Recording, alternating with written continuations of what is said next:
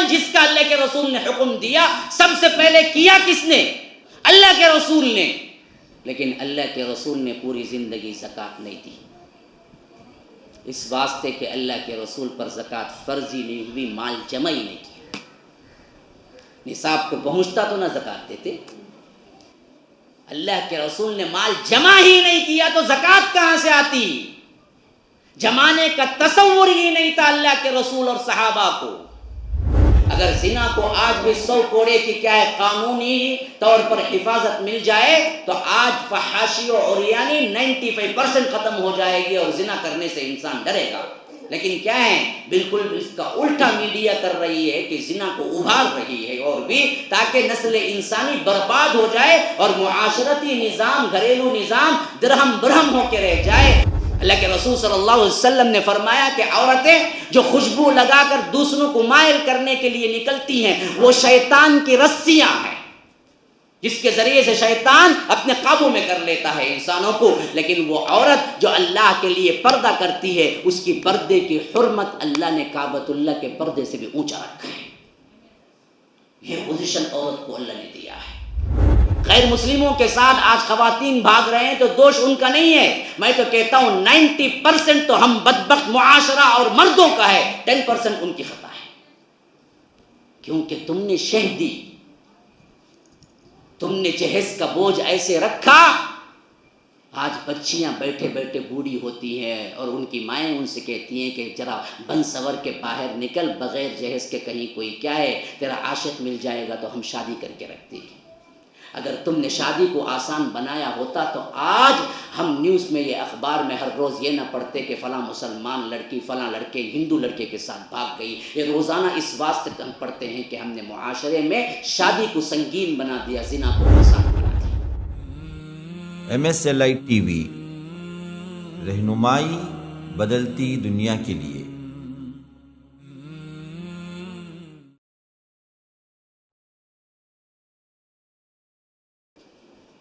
ان الحمد للہ نحمده ونستعینه ونستغفره ونؤمن به ونتوکل علیہ ونعوذ باللہ من شرور انفسنا ومن سیئات اعمالنا. من يهده الله فلا مضل له ومن يضلل فلا هادي له. وأشهد أن لا إله إلا الله وحده لا شريك له. وأشهد أن محمدا عبده ورسوله. أما بعد فإن خير الحديث كتاب الله وخير الهدي هدي محمد صلى الله عليه وسلم وشر الأمور محدثاتها وكل محدثة بدعة وكل بدعة ضلالة وفي رواية وكل ضلالة في النار. فأعوذ بالله السميع العليم من الشيطان الرجيم من همزه ونفثه ونفخه. زين للناس حب الشهوات من النساء والبنين والقناطير المقنطرة من الذهب والفضة والخيل المسومة والأنعام والحرث ذلك متاع الحياة الدنيا والله عنده حسن المآب. قل أنبئكم بخير من ذلكم للذين اتقوا عند ربهم جنات تجري من تحتها الأنهار خالدين فيها وأزواج مطهرة ورضوان من الله والله بصير بالعباد. الذين يقولون ربنا إننا آمنا فاغفر لنا ذنوبنا وقنا عذاب النار. الصابرين والصادقين والقانتين والمنفقين والمستغفرين بالأسحار. شهد الله أنه لا إله إلا هو والملائكة وأولو العلم قائما بالقسط. لا إله إلا هو العزيز الحكيم. إن الدين عند الله الإسلام. اللهم أرنا الحق حقا وارزقنا اتباعه وأرنا الباطل باطلا وارزقنا اجتنابه. اللهم علمنا ما ينفعنا وانفعنا بما علمتنا وارزقنا علما رب اشرح لي صدري ويسر لي امري واحلل عقدة من لساني يفقهوا قولي. اس اللہ کے نام سے ابتدا جس کے ناموں کی کوئی انتہا ہی نہیں. ولو ان ما في الارض من شجرة اقلام والبحر يمده من بعده سبعة ابحر ما نفدت كلمات الله. اس ذات اقدس پر کروڑوں درود و سلام ہو جو تمام جہانوں کے لیے رحمت للعالمین بن کے آئے تھے.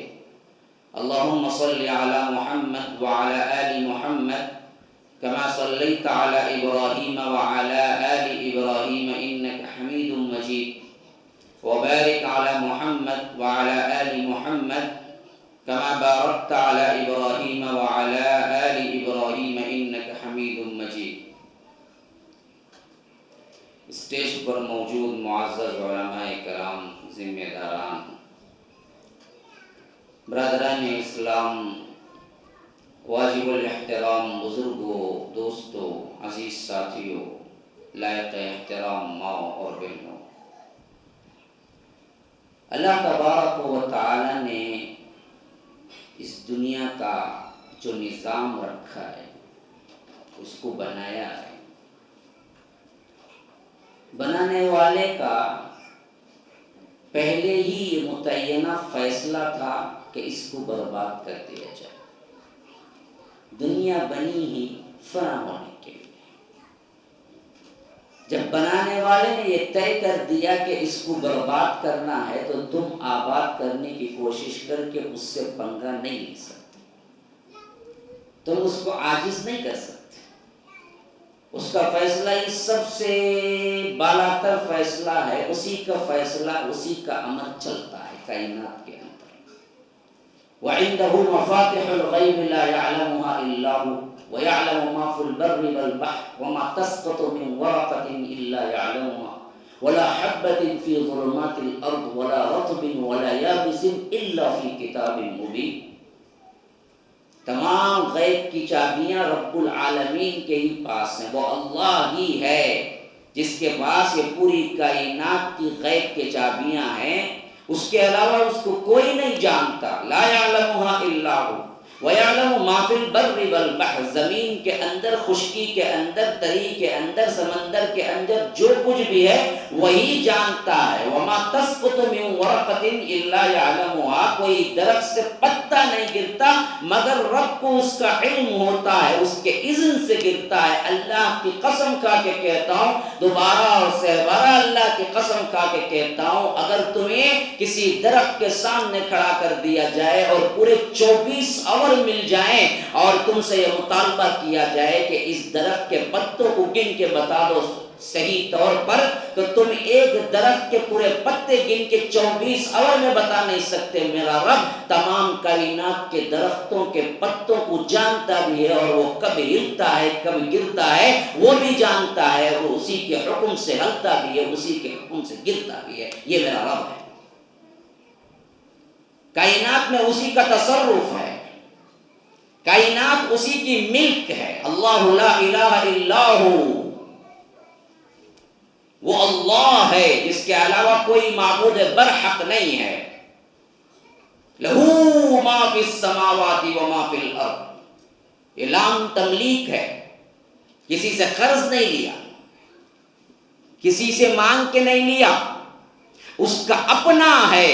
کون؟ پوری کائنات اور کائنات کے اندر جو کچھ بھی ہے. تم 100 فٹ یا 100 گز کی زمین لیتے ہو تو تن تناتے ہو کہ میری ہے.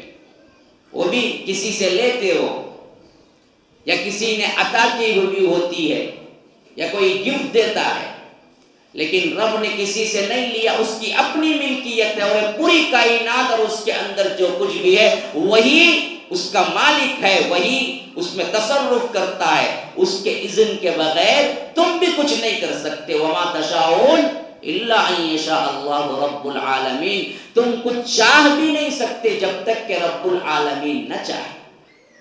یہ میرا رب ہے، یہ میرا اللہ ہے جو پوری کائنات کو بنایا تو اسی وقت فیصلہ کر دیا کہ اس کائنات کو فنا ہونا ہے اور اس کائنات کو فنا کرنے کی تدبیر کیا ہے وہ بھی رکھ دی۔ اسی واسطے اللہ کے رسول صلی اللہ علیہ وسلم نے فرمایا جب میں نے معراج کی رات جنت اور جہنم کو دیکھا اور فرشتوں سے ملا تو میں نے داروغہ جنت کو بھی دیکھا، داروغہ جہنم کو بھی دیکھا۔ داروغہ جنت کو دیکھا جس کا نام رضوان تھا، جو مسکراتا چہرہ تھا، اور داروغہ جہنم کو دیکھا جو بالکل کرخت چہرہ تھا اور مسکرانا یا ہنسنا اس کے پاس سے بھی ہو کے نہیں گزرا تھا۔ وہ بڑا غصہ ور تھا۔ میں نے پوچھا جبرائیل سے یہ کون ہے؟ کہا کہ اللہ کے رسول صلی اللہ علیہ وسلم یہ مالک ہے، یہ مالک ہے، یعنی داروغہ جہنم جو افسر ہیں جہنم کے، ان کے فرشتے کا نام ہے مالک، جس کو قرآن بھی ذکر کرتا ہے وَنَادَوْا يَا مَالِكُ لِيَقْضِ عَلَيْنَا رَبُّكَ۔ جب جہنمی جہنم میں پھینک دیے جائیں گے، جلیں گے جلیں گے جلیں گے تو رو رو کے پکاریں گے کہ وَنَادَوْا يَا مَالِكَ، اے مالک۔ یہاں مالک سے مراد رب نہیں ہے، داروغہ جہنم کو پکاریں گے کہ اے مالک ذرا اپنے رب سے کہہ کے ہمارا قصہ تمام کر دے۔ یہاں موت سے بھاگتے ہو، وہاں موت مانگیں گے کہ قصہ ہی ختم کر دے، لیکن رب وہاں موت نہیں رکھا ہے، وہاں زندگی رہے گی لیکن بڑی ہی قسم پرسی مسی، لا تبقی ولا تذر، نہ باقی رکھے گی نہ چھوڑے گی، نہ زندہ نہ مردہ، اسی حالت میں جیتے رہو گے۔ ہاں لا تبقی ولا تذر لواحۃ للبشر، چمڑی کو جھلس دے گی ایسے کہ کھا جائے گی پوری چمڑی، اور پوری چمڑی جلنے کی وجہ سے اگر عذاب کا درد کم ہوگا تو رب کہتا ہے کہ کلما نضجت جلودہم بدلناہم جلودا غیرہا لیذوقوا العذاب، جب کبھی ان کی چمڑی جل جائے گی درد کم ہونے لگے گا تو اللہ تبارک و تعالی انہیں نئی چمڑی دے دے گا تاکہ یہ عذاب کا مزہ چکھیں۔ تو یہ اس دن کا فیصلہ ہے جو رب العالمین اس دنیا کو فنا کرے گا، لیکن یاد رکھو یہ فنا ہونا اسی لیے یہ پیدا بنائی گئی ہے، اور تم چاہتے ہو کہ ہم اس کو بنائیں بنائیں بنائیں، تو بتاؤ کس کا فیصلہ چلے گا، تمہارا چلے گا یا تمہارے رب کا چلے گا؟ تو اس کو بنانے میں کیوں لگے ہوئے ہو؟ میری ٹاپک میں ابھی داخل نہیں ہوا، میں عنوان کے لیے تمہید باندھ رہا ہوں۔ مجھے میرا عنوان دیا گیا ہے کہ دنیا سے محبت اور آخرت سے دوری۔ یہ دنیا کیا ہے پہلے یہ سمجھو، کیوں اس کی محبت ہمارے دلوں میں پڑی ہوئی ہے، کیوں آخرت کی یاد نہیں آتی، کیوں اللہ کا ڈر خوف نہیں آتا، کیوں گناہ کرتے ہوئے دل کے اندر وہ کیفیت پیدا نہیں ہوتی کہ رب پوچھے گا، اس کے سامنے کھڑے ہونا ہے، حساب دینا ہے۔ یہ دنیا کی رنگینی، چاشنی، آرام، زیب و زینت ہمیں لبھاتی کیوں ہے؟ ہم کیوں رب کے نافرمان اس دنیا کی اعمال کے خاطر کر دیتے ہیں؟ تو اس کی بہت بڑی وجہ ہے جس کو سمجھنا ہے۔ سب سے پہلے لفظ دنیا کو آپ دیکھ لیں، اللہ نے اس کو کتنا حقیر بنایا ہے یہ جان لیں۔ آپ سب نے یہ ایک لفظ سنا ہوگا، اعلیٰ۔ اعلیٰ سنے ہیں؟ کہاں سنے؟ بازو گھر میں؟ ہاں، سورہ اعلیٰ، سورہ اعلیٰ بھی سنے ہیں ماشاءاللہ۔ جو لوگ کیا ہیں کم از کم جمعہ کو آتے ہوں گے وہ لوگ تو سنے ہی ہوں گے کہ امام صاحب جمعہ میں سورہ اعلیٰ پڑھتے ہیں، لیکن جو جمعہ کو جمعہ بھی نہیں، عید کو عید بھی ایک طبقہ ہے ہمارا، صرف عید کو آتا ہے تو اس طبقے کو بھی سننے کا موقع مل جائے گا، لیکن معنی تو یاد نہیں ہوگا کہ یہ اعلیٰ ہے کیا۔ لیکن عموماً جو نماز پڑھتے ہیں ان کو تو شاید معلوم ہوگا کہ نماز کی سب سے اہم ترین کیفیت کیا ہے؟ سجدہ۔ اور سجدے میں پڑھتے کیا ہوتے ہیں؟ ہاں، سبحان ربی الاعلیٰ۔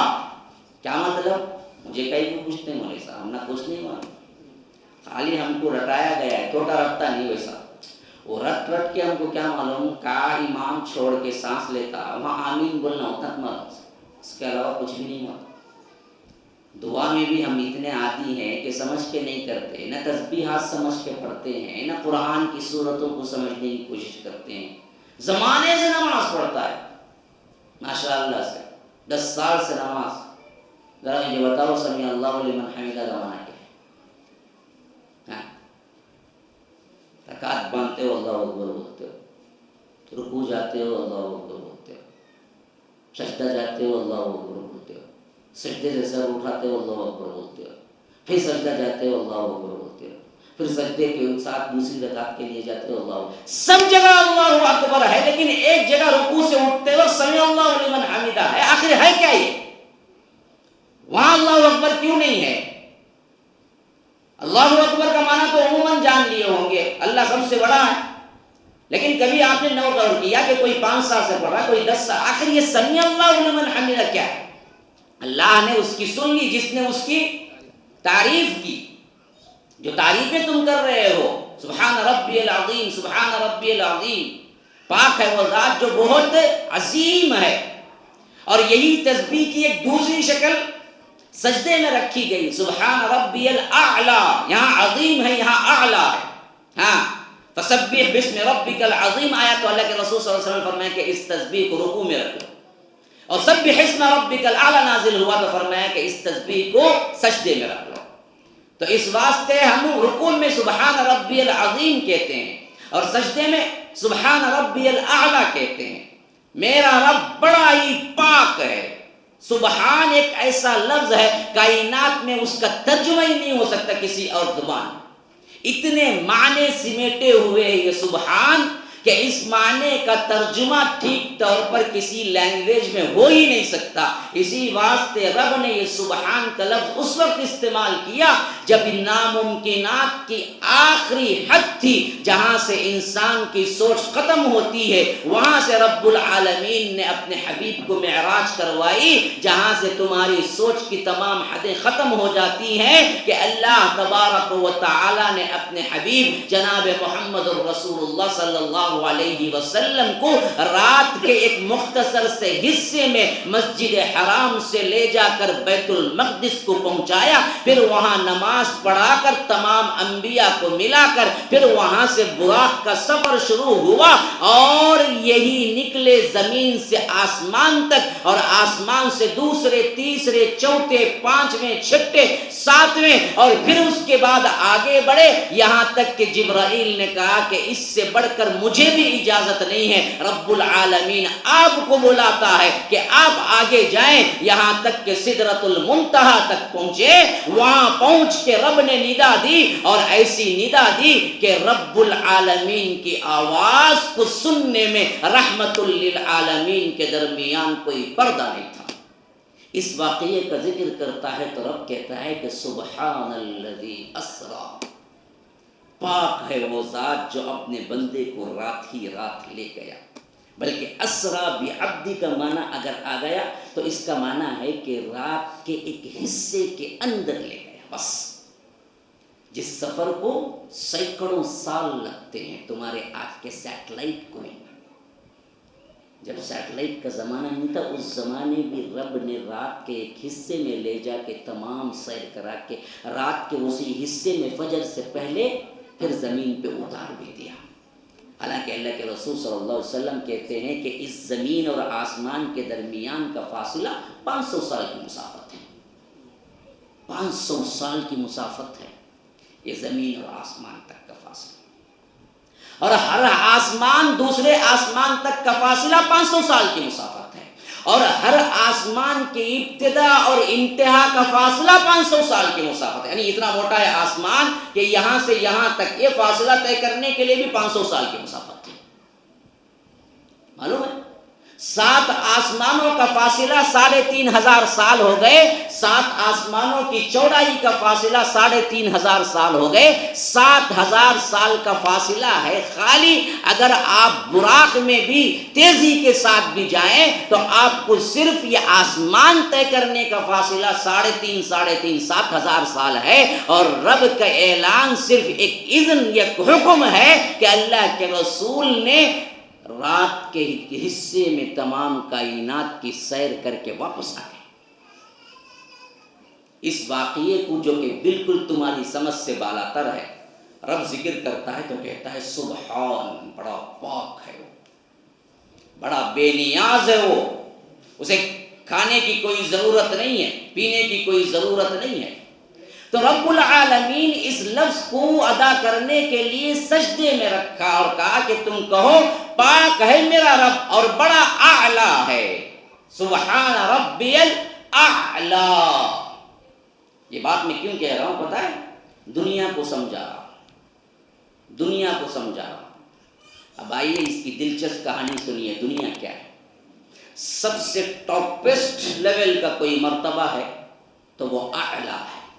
اس کو ہم رب کی تعریف کے لیے استعمال کرتے ہیں. اے اللہ تو سب سے اونچا ہے, سب سے اعلیٰ ہے. اسی لیے سجدے میں جا کے انسان اپنی پیشانی رگڑ کے اپنی عاجزی انکساری کر کے کہتا ہے اللہ تو اعلیٰ ہے. لیکن ایک بات آپ بھول گئے اس میں. معلوم ہے اعلیٰ کا اپوزٹ کیا ہے؟ معلوم ہے؟ ذرا بولو نا. کچھ شدھ بدھ ہے عربی کی یا اردو کی بھی, کیونکہ اردو میں بھی استعمال ہوتا ہے.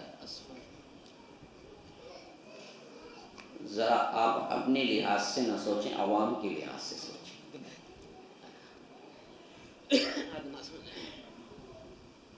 اعلیٰ کا اپوزٹ ادنا ہے.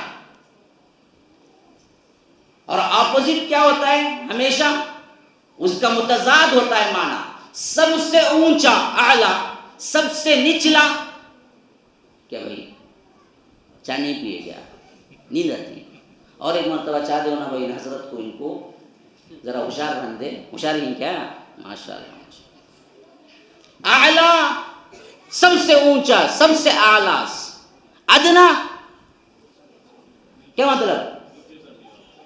ہاں سب سے نچلا, خالی نیچے نہیں, سب سے نیچا. جیسے اعلیٰ میں سب سے اعلیٰ ہے, ویسے ہی ادنا کا معنی ہے سب سے نچلا, حقیر. اب ابھی ٹویسٹ دیکھو اس میں. یہ ادنا مذکر ہے. عربی ایک ایسی لینگویج ہے جس میں آپ سوچ بھی نہیں سکتے. ایسی لینگویج ہے جس میں ہر چیز کو مذکر مؤنث آتا.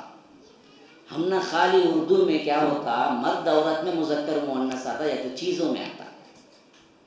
لیکن اس میں کیا ہوتا, ہر چیز کو مادی ہو یا کر غیر مادی اشیاء ہوں, مردہ اشیاء ہوں, زندہ ہوں, سب کو مذکر مؤنث آتا. اور مذکر ہمیشہ اعلیٰ ہوتا, مؤنث تانیث کا صیغہ ہمیشہ اس سے بھی کمتر ہوتا. یہ عربی کا اصول ہے. تو ایک تو اعلیٰ کا اپوزٹ ادنا. ادنا کا معنی ہی نچلا. ادنا کا مؤنث کیا ہے معلوم؟ تانیث کیا ہے معلوم؟ دنیا.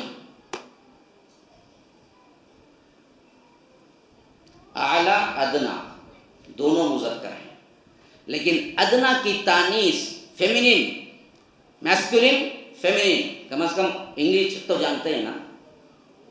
ہمیں کیسا بولے تو نہ ادھر نہ ادھر, نہ اردو اچھی آتی نہ انگلش اچھی آتی. بولیں گے تو کائے میں بولیں گے, دونوں مکس ہماری لینگویج. آدھی انگلش بولتے, آدھی اردو بولتے. اب یہاں تو کیا ہے, وہ تیلگو بھی ہے جس طرح, وہ بھی ملا لیتے. ہاں کیا کیا ہونا سب ملا کے بات کرتے. ہماری زبان تہذیب خراب ہو گئی اس واسطے کہ ہم کو کیا زبان نہیں سکھائی گئی. گھروں کے اندر خالص زبانیں نہیں بولی جاتی. ماں باپ جو بولتے وہی سنتا. ہاں ہمارے ہاں کیا ہے, ٹیمل مکس کر کے بات کرتے. اور بعض لوگ تو بڑے مجھے تعجب سے دیکھتے کہ یہ کہاں آسمان سے اتر کے آیا ہے, تمل ناڈو کا بندہ اردو اچھی بولتا ہے اور اتنی اچھی بولتا ہے. ہاں بھائی ہیں تمل ناڈو میں بھی کیا ہے, اصل میں ماحول ہمیں کیا ہے بہت بہتر ملا تھا. والدین نے ہمیں تربیت بڑی بہترین کی تھی. گھر کا ماحول ایسے تھا جس سے اردو ہم نے گھر میں سیکھا ہے. تو ہمارے پاس کیا ہے, زبان کا نہ یہ ملکہ ہے نہ وہ ملکہ ہے. تو یاد رکھیے اصل میں ہر زبان میں مذکر مؤنث ہوتے ہیں, لیکن عربی زبان کا بہت اہم ترین حصہ یہ ہے کہ مذکر مؤنث ہر معاملے میں ہوتے ہیں. میں آپ کو چھوٹی سی مثال دیتا ہوں. دیکھیے ریڈ ریڈ بھائی کیا مطلب؟ کیا جی کون بولے سو؟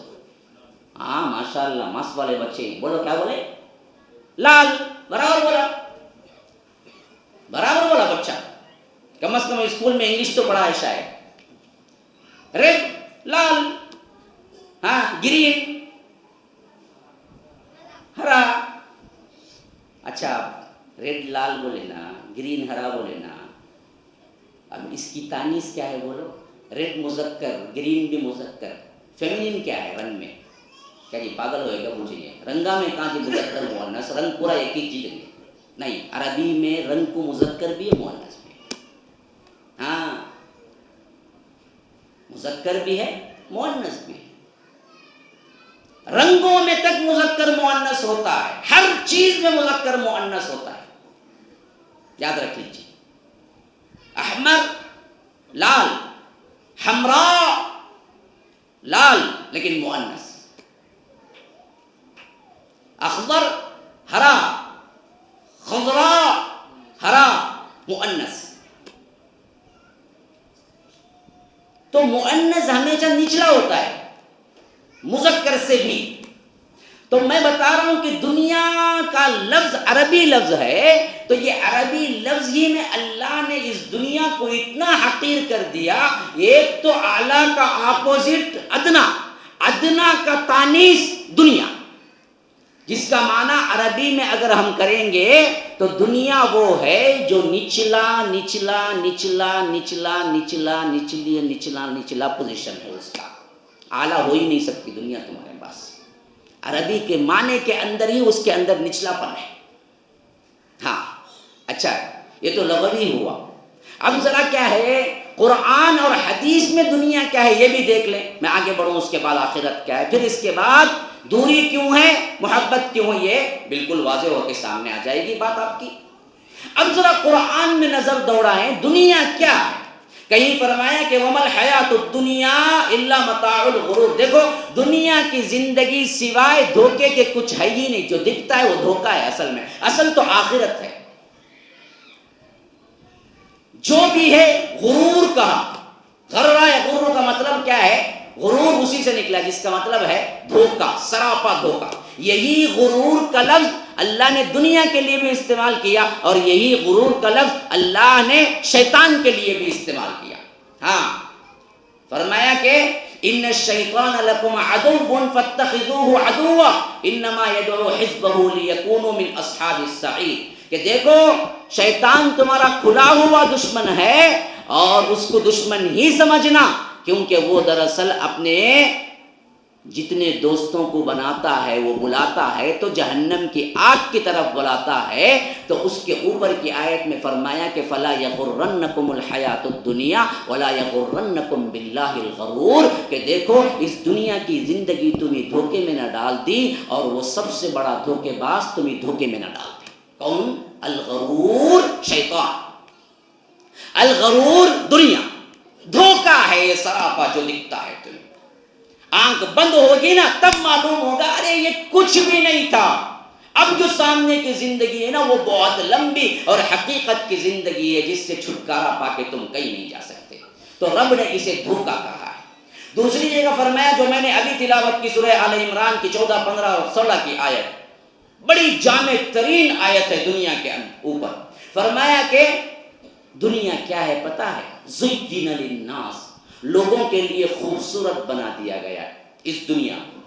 تو معلوم ہوا جس کو تم خوبصورت سمجھ کے دوڑتے ہو، بھاگتے ہو، رب کی نافرمانی کرتے ہو، رب کے لیے کیا ہے سرکشی اختیار کرتے ہو، اور عبادات اور اطاعت تمہارے لیے گرا گزرتی ہے، اور یہ دنیا کی خوبصورتی تمہیں لباتی ہے، اصل میں یہ ہے خوبصورت نہیں، بنا دیا گیا. اس لیے فرمایا زُيِّنَ لِلنَّاسِ، اسی سے تزئین ہے، اسی سے کیا ہے زینت ہے. ہم بولتے ہیں نا زینت اختیار کرو، بنانا. مطلب انہیں ہے ہی نہیں، آئینے کے سامنے کھڑ کو تھوپ لیا سو میک اپ یہ وہ پاؤڈر گٹر ڈال کو، اب ذرا کیا ہے زینت بن کو آتا ہے. تو نہیں انہیں ہے کالا کلوٹا کوچ.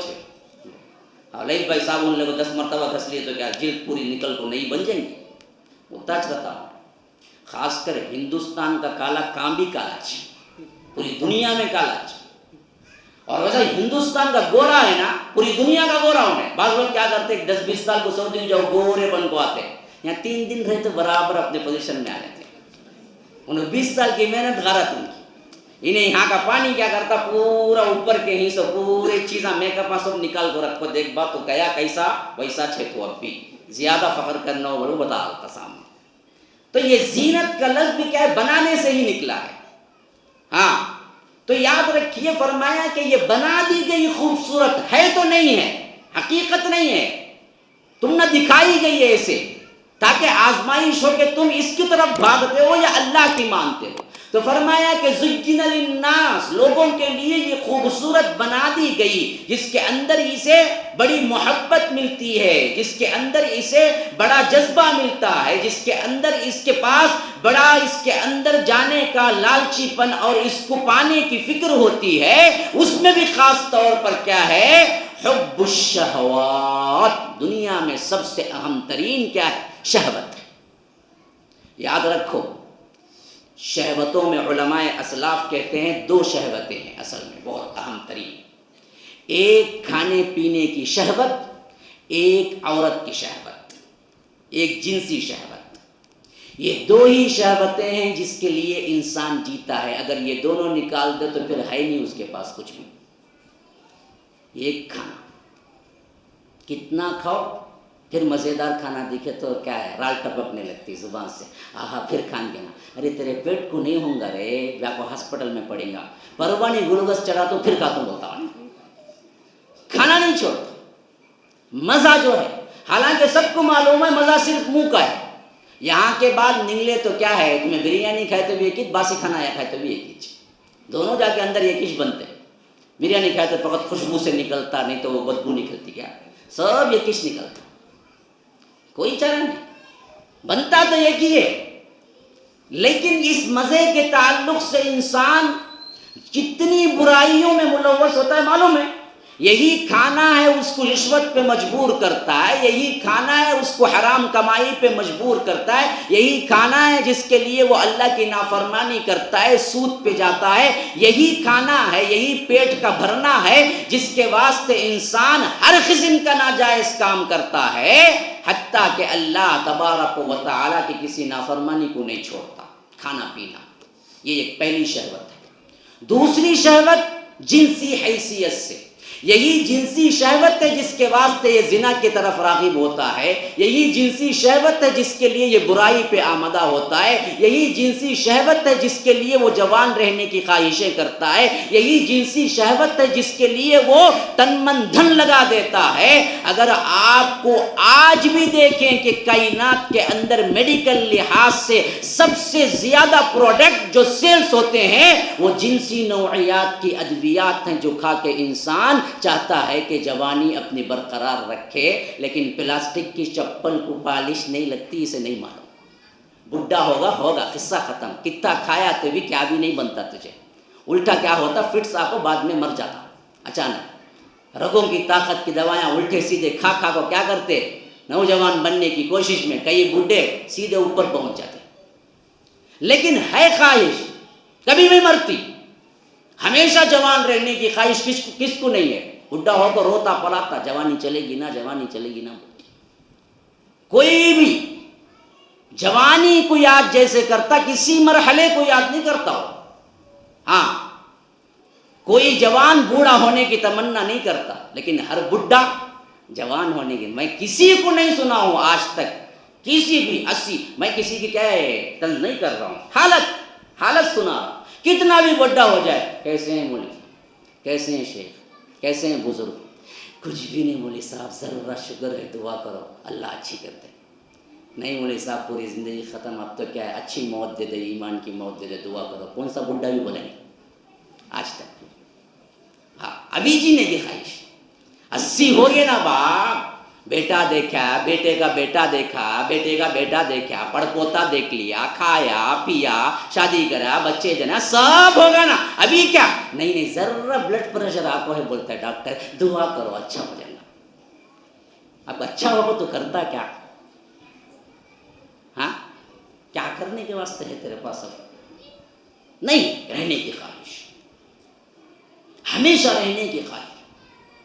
اسی واسطے ہمارے بابا آدم کو جنت سے جب نکلوایا شیطان نے، اس وقت قسم کھا کے جو کہا نا وہ یہی کہا اس نے ہمیشہ رہنے کی خواہش جو انسان کو اللہ نے دی ہے اسی پر اس نے کیا کیا؟ برابر نشتر چلایا، جس کی وجہ سے ہمارے بابا آدم بھی اس کی باتوں میں آ گئے، جسے اللہ کہتا ہے وَقَاسَمَهُمَا إِنِّي لَكُمَا لَمِنَ النَّاصِحِينَ فَدَلَّاهُمَا فِي غُرُورٍ فَلَمَّا ذَاقَا الشَّجَرَةَ بَدَتْ لَهُمَا سَوْآتُهُمَا وَطَفِقَا يَخْصِفَانِ عَلَيْهِمَا مِنْ وَرَقِ الْجَنَّةِ وَنَادَاهُمَا رَبُّهُمَا أَلَمْ أَنْهَكُمَا عَنْ تِلْكُمَا الشَّجَرَةِ وَأَقُلْ لَكُمَا إِنَّ الشَّيْطَانَ لَكُمَا عَدُوٌّ مُّبِينٌ قَالَا رَبَّنَا ظَلَمْنَا أَنفُسَنَا وَإِن لَّمْ تَغْفِرْ لَنَا وَتَرْحَمْنَا لَنَكُونَنَّ مِنَ الْخَاسِرِينَ۔ سورہ اعراف کے ابتدائی آیات میں اللہ اس واقعے کو ذکر کرتا ہے کہ وہ قسم کھا کے آ کے کہا کہ دیکھو میں تمہارا ناصح ہوں، میں تمہاری نصیحت کر رہا ہوں، میں تمہارا دوست ہوں کہ تم اس درخت کے پھل کو کھا لو۔ کیوں کھا لو؟ اس واسطے کہ الا ان تکونا ملکین او تکونا من الخالدین، کہ اس کے کھانے سے تم یا تو فرشتے بن جاؤ گے یا نہیں تو ہمیشہ ہمیشہ کی زندگی تمہیں مل جائے گی، مرو گے نہیں۔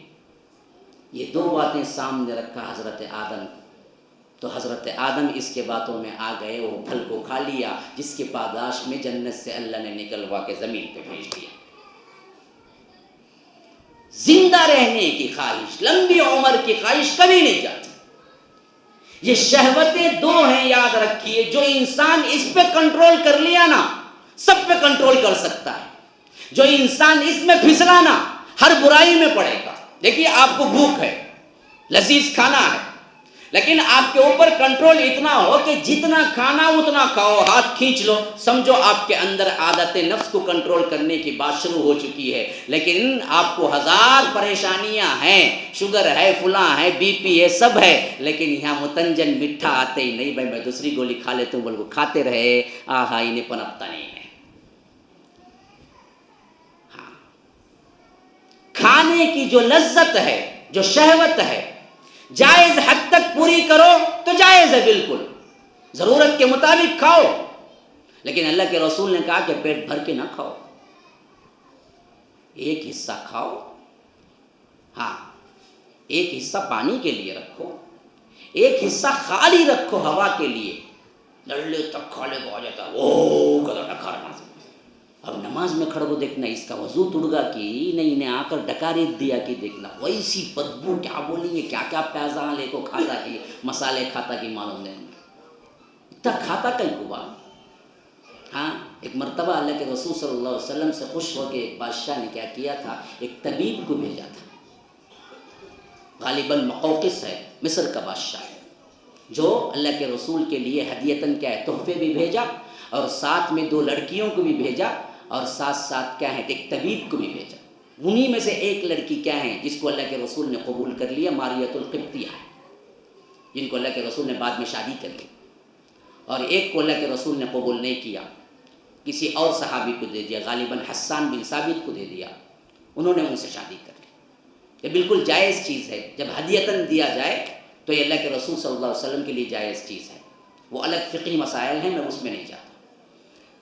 تو اس وقت ایک طبیب کو بھی، ڈاکٹر کو بھی بھیجا تھا، اور اس زمانے میں بادشاہوں کے ڈاکٹر ہوتے تھے کہ اس کو ڈائٹ کنٹرول دے کہ کیا کھانا کیا نہیں کھانا، کیا بیماری ہو فوری طور پر اس کے لیے کیا دوائیاں ہوں۔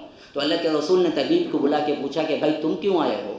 کہا کہ میں آپ کے لیے ڈائٹ اور آپ کے کھانے کے لیے کچھ بھی بدہضمی وغیرہ ہو جائے تو میں فوری علاج کروں گا۔ اللہ کے رسول نے کہا کہ جاؤ جاؤ اپنی بادشاہ کے پاس واپس جاؤ، ہم کبھی اتنا کھاتے ہی نہیں کہ بدہضمی ہو، ہم اتنا کھاتے ہی نہیں کہ بدہضمی ہو، ہم تو کیا ہیں، ایک کھجور کھاتے ہیں کبھی کبھی، پورے دن میں کبھی کبھی صرف اللہ کے رسول ایک ہی کھجور کھاتے تھے، تھوڑا پانی پیتے تھے بس، ان کے لیے بدہضمی کیا ہوگی، پیٹ کا درد کہاں سے آئے گا۔ ہاں بریانی کے خوابہ خوابہ اندر گئے تو نہ پریشانی شروع ہوتی، اس کو کھاتا کیوں اتنا؟ شہوت کھانے کی، اس کی جو خوشبو ہوتی ہے وہاں سے اس کے لیے نفس انکنٹرول ہوتا ہے۔ یہی حالت جنسی خواہش کو پورا کرنے کی بھی جائز حد، نکاح وہاں تک رہو، نکاح سے آگے بڑھ کر ہر جگہ منہ مارنا یہ جانور کی صفت ہے، اور آج پوری میڈیا لگی ہوئی ہے کہ تجھے جانور ثابت کر دیں۔ رب کہتا ہے کہ ارے بدبخت، تو جانور نہیں، تو جانوروں سے بہت اعلیٰ انسان ہے، تو جانور کی طرح نہ بن۔ اور آج کی میڈیا کہتی ہے کہ نا نا نا ہم ایک جانور ہی ہیں، جیسے جانور کے لیے نکاح نہیں ہے ویسے بھی تمہیں جو پسند آئے اس کے ساتھ تم بھی زنا کرتے رہو، یہ زنا نہیں ہے، دو لوگ قبول کر کے کرے تو وہ زنا نہیں ہے، اور اس کے لیے کوئی قانون نہیں ہے۔ حتیٰ کہ ہندوستان کے قانون میں بھی یہی ہے کہ اگر دونوں مرضی کے ساتھ کریں گے تو وہ ان کی اپنی آزادی ہے۔ ارے بدبخت، آزادی نہیں، یہ زنا ہے، یہ جانوروں کی صفت ہے، اور اللہ نے ہمیں جانور نہیں بنایا، انسان بنایا۔ انسانوں کے لیے شادیاں ہیں، جانوروں کے لیے شادی نہیں۔ حد کو پورا کرنے کا مقرر کیا، لیکن حد سے بڑھنے کا نہیں۔ جن لوگوں نے حد سے بڑھا ان کے لیے آخرت میں سزا بھی ہے، دنیا میں بھی سزا ہے۔ بسم اللہ الرحمن الرحیم۔ مرکز السلام لنشر الاسلام مرکز اور مسجد کا تعمیری کام اختتام پذیر ہونے والا ہے، الحمدللہ۔ میں نے الحمدللہ اللہ کے فضل و کرم سے معائنہ کیا اس کام کا، اس مرکز کو میں پہنچا، اور جو کچھ بھی کام وہاں پر چل رہا ہے اور جو باقی ہے اس کا میں نے مشاہدہ کیا، تو تقریباً کام الحمدللہ مکمل ہونے کے قریب ہے، اور باقی جو کام جو ابھی باقی ہیں وہ انٹیریئر کا کام ہے، اور اسی طرح لفٹ کا کام باقی ہے، اور اسی طرح ٹائلس وغیرہ جو ہے ڈالنے کا جو کام ابھی چل رہا ہے اس کی تکمیل ہونی باقی ہے۔ ذمہ داروں سے یہ بات سامنے آئی کہ ابھی تقریباً 45 لاکھ کی ضرورت ہے پوری طرح اس مرکز اور مسجد کی تکمیل کے لیے۔ تو جن حضرات نے بھی تعاون کیا ہے الحمدللہ اللہ تعالیٰ کے ہاں وہ ضرور اجر پائیں گے، جس طرح محمد رسول اللہ صلی اللہ علیہ وسلم کی یہ بشارت ہے، من بنا للہ مسجدا بنى اللہ لہ بیتا فی الجنہ، جو اللہ کے لیے مسجد کی تعمیر کیا اللہ تعالیٰ اس کے لیے جنت میں ایک محل اللہ تعمیر کرتے ہیں۔ تو ہم گزارش کرتے ہیں ان لوگوں سے جو ابھی اس کار خیر میں ابھی تعاون نہیں کیا ہے یا تعاون کا ارادہ جو بنائے رکھے ہیں کہ جلد سے جلد اس معاملے میں آپ آگے بڑھیں اور اس کار خیر کو آپ تکمیل تک پہنچانے کے لیے اس میں آپ تعاون کریں۔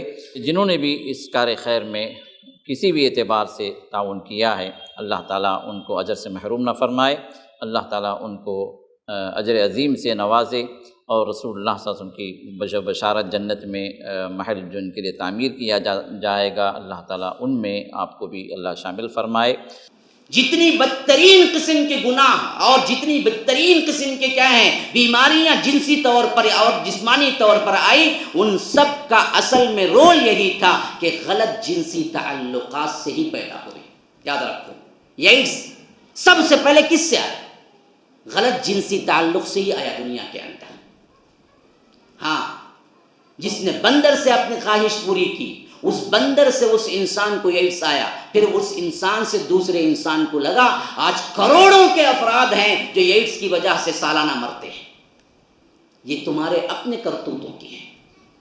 ایسے کئی اور چیزیں جو جنسی اعتبار سے جو بے راہ روی اختیار کرتے ہیں، اللہ تبارک و تعالیٰ دنیا میں ہی ان کو ایسی سزا دیتا ہے کہ بیماری کے ایسے ایسے جھٹکے دیتا ہے، تب بھی نہیں سدھرتا انسان۔ لیکن اللہ تبارک و تعالیٰ کہتے ہیں یہ دنیا ہے اصل میں جس کی محبت میں تم اللہ کی نافرمانی کرتے ہو۔ زین للناس حب الشہوات، شہوتیں تم کو محبوب کر دی گئی، کھانے کی شہوت، جنسی اعتبار کی شہوت۔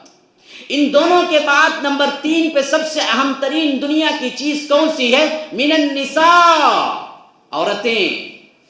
عورتیں کا مطلب یہ نہیں ہے کہ صرف کیا ہیں عورتوں کا ذکر ہے، لیکن ایسے مردوں کے لیے عورتیں ہیں، عورتوں کے لیے مرد بھی ہیں ساتھ میں۔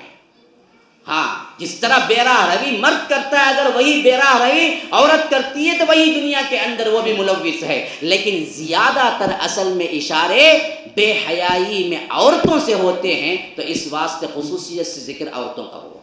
یاد رکھو ہمیشہ، ایک لڑکا ایک نوجوان کتنا چاہے ایک لڑکی کو پٹانے کے لیے ایکشنز کرے، جب تک لڑکی اس میں ملوث نہیں ہوتی زنا نہیں ہوتا۔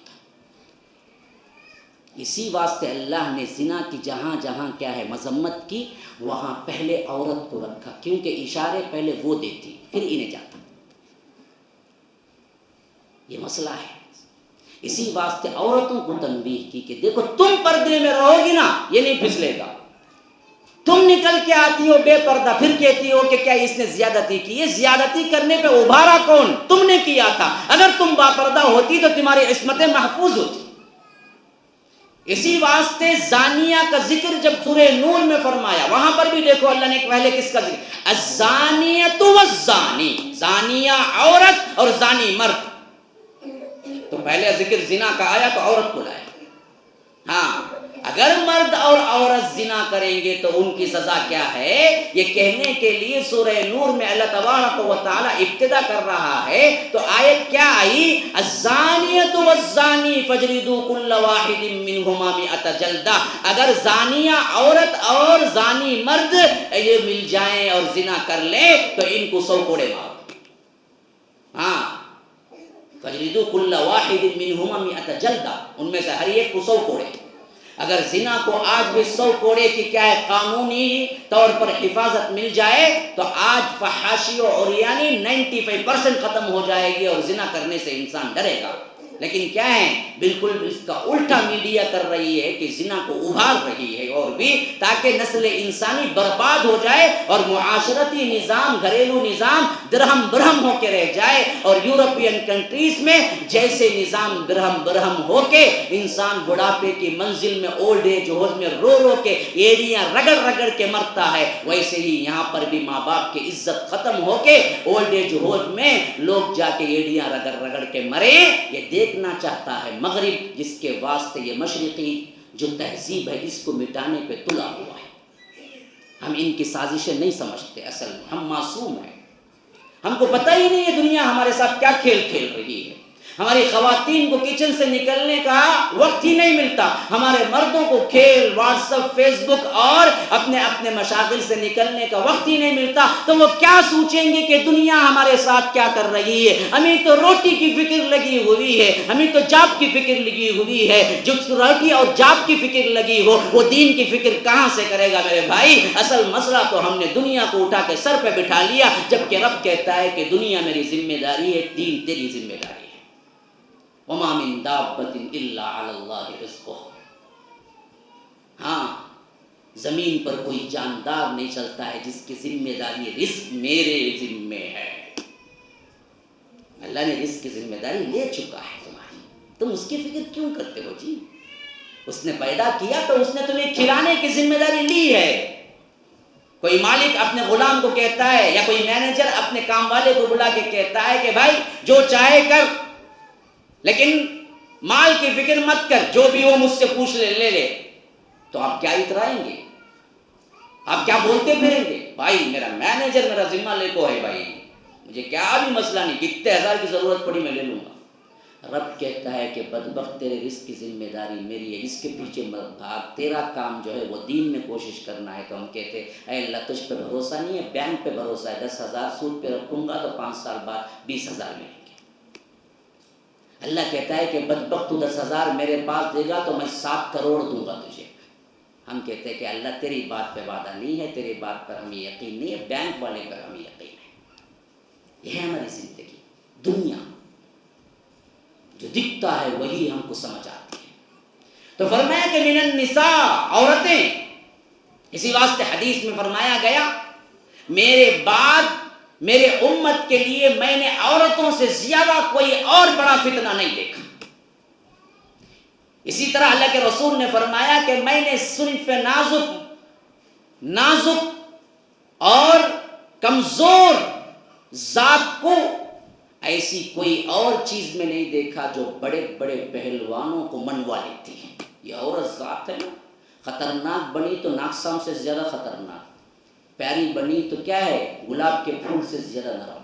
اسی لیے اللہ کے رسول نے فرمایا کہ ایسی نازک صفت والی کو میں نے کسی اور میں نہیں دیکھا جو بڑے بڑے پہلوانوں کو منوا لیتی ہے۔ ہاں بڑا باہر نکلی اندر سے بھی بڑے آؤ جی کیا بھی نہیں چھوڑ دو جی، بولے تو اچھا جی برابر جی، کیونکہ بکرا ایسے تو منڈی چکوا لے کو آ جاتا ہوں، بڑے بڑوں کو 1 منٹ میں اندر کر لے سکتی۔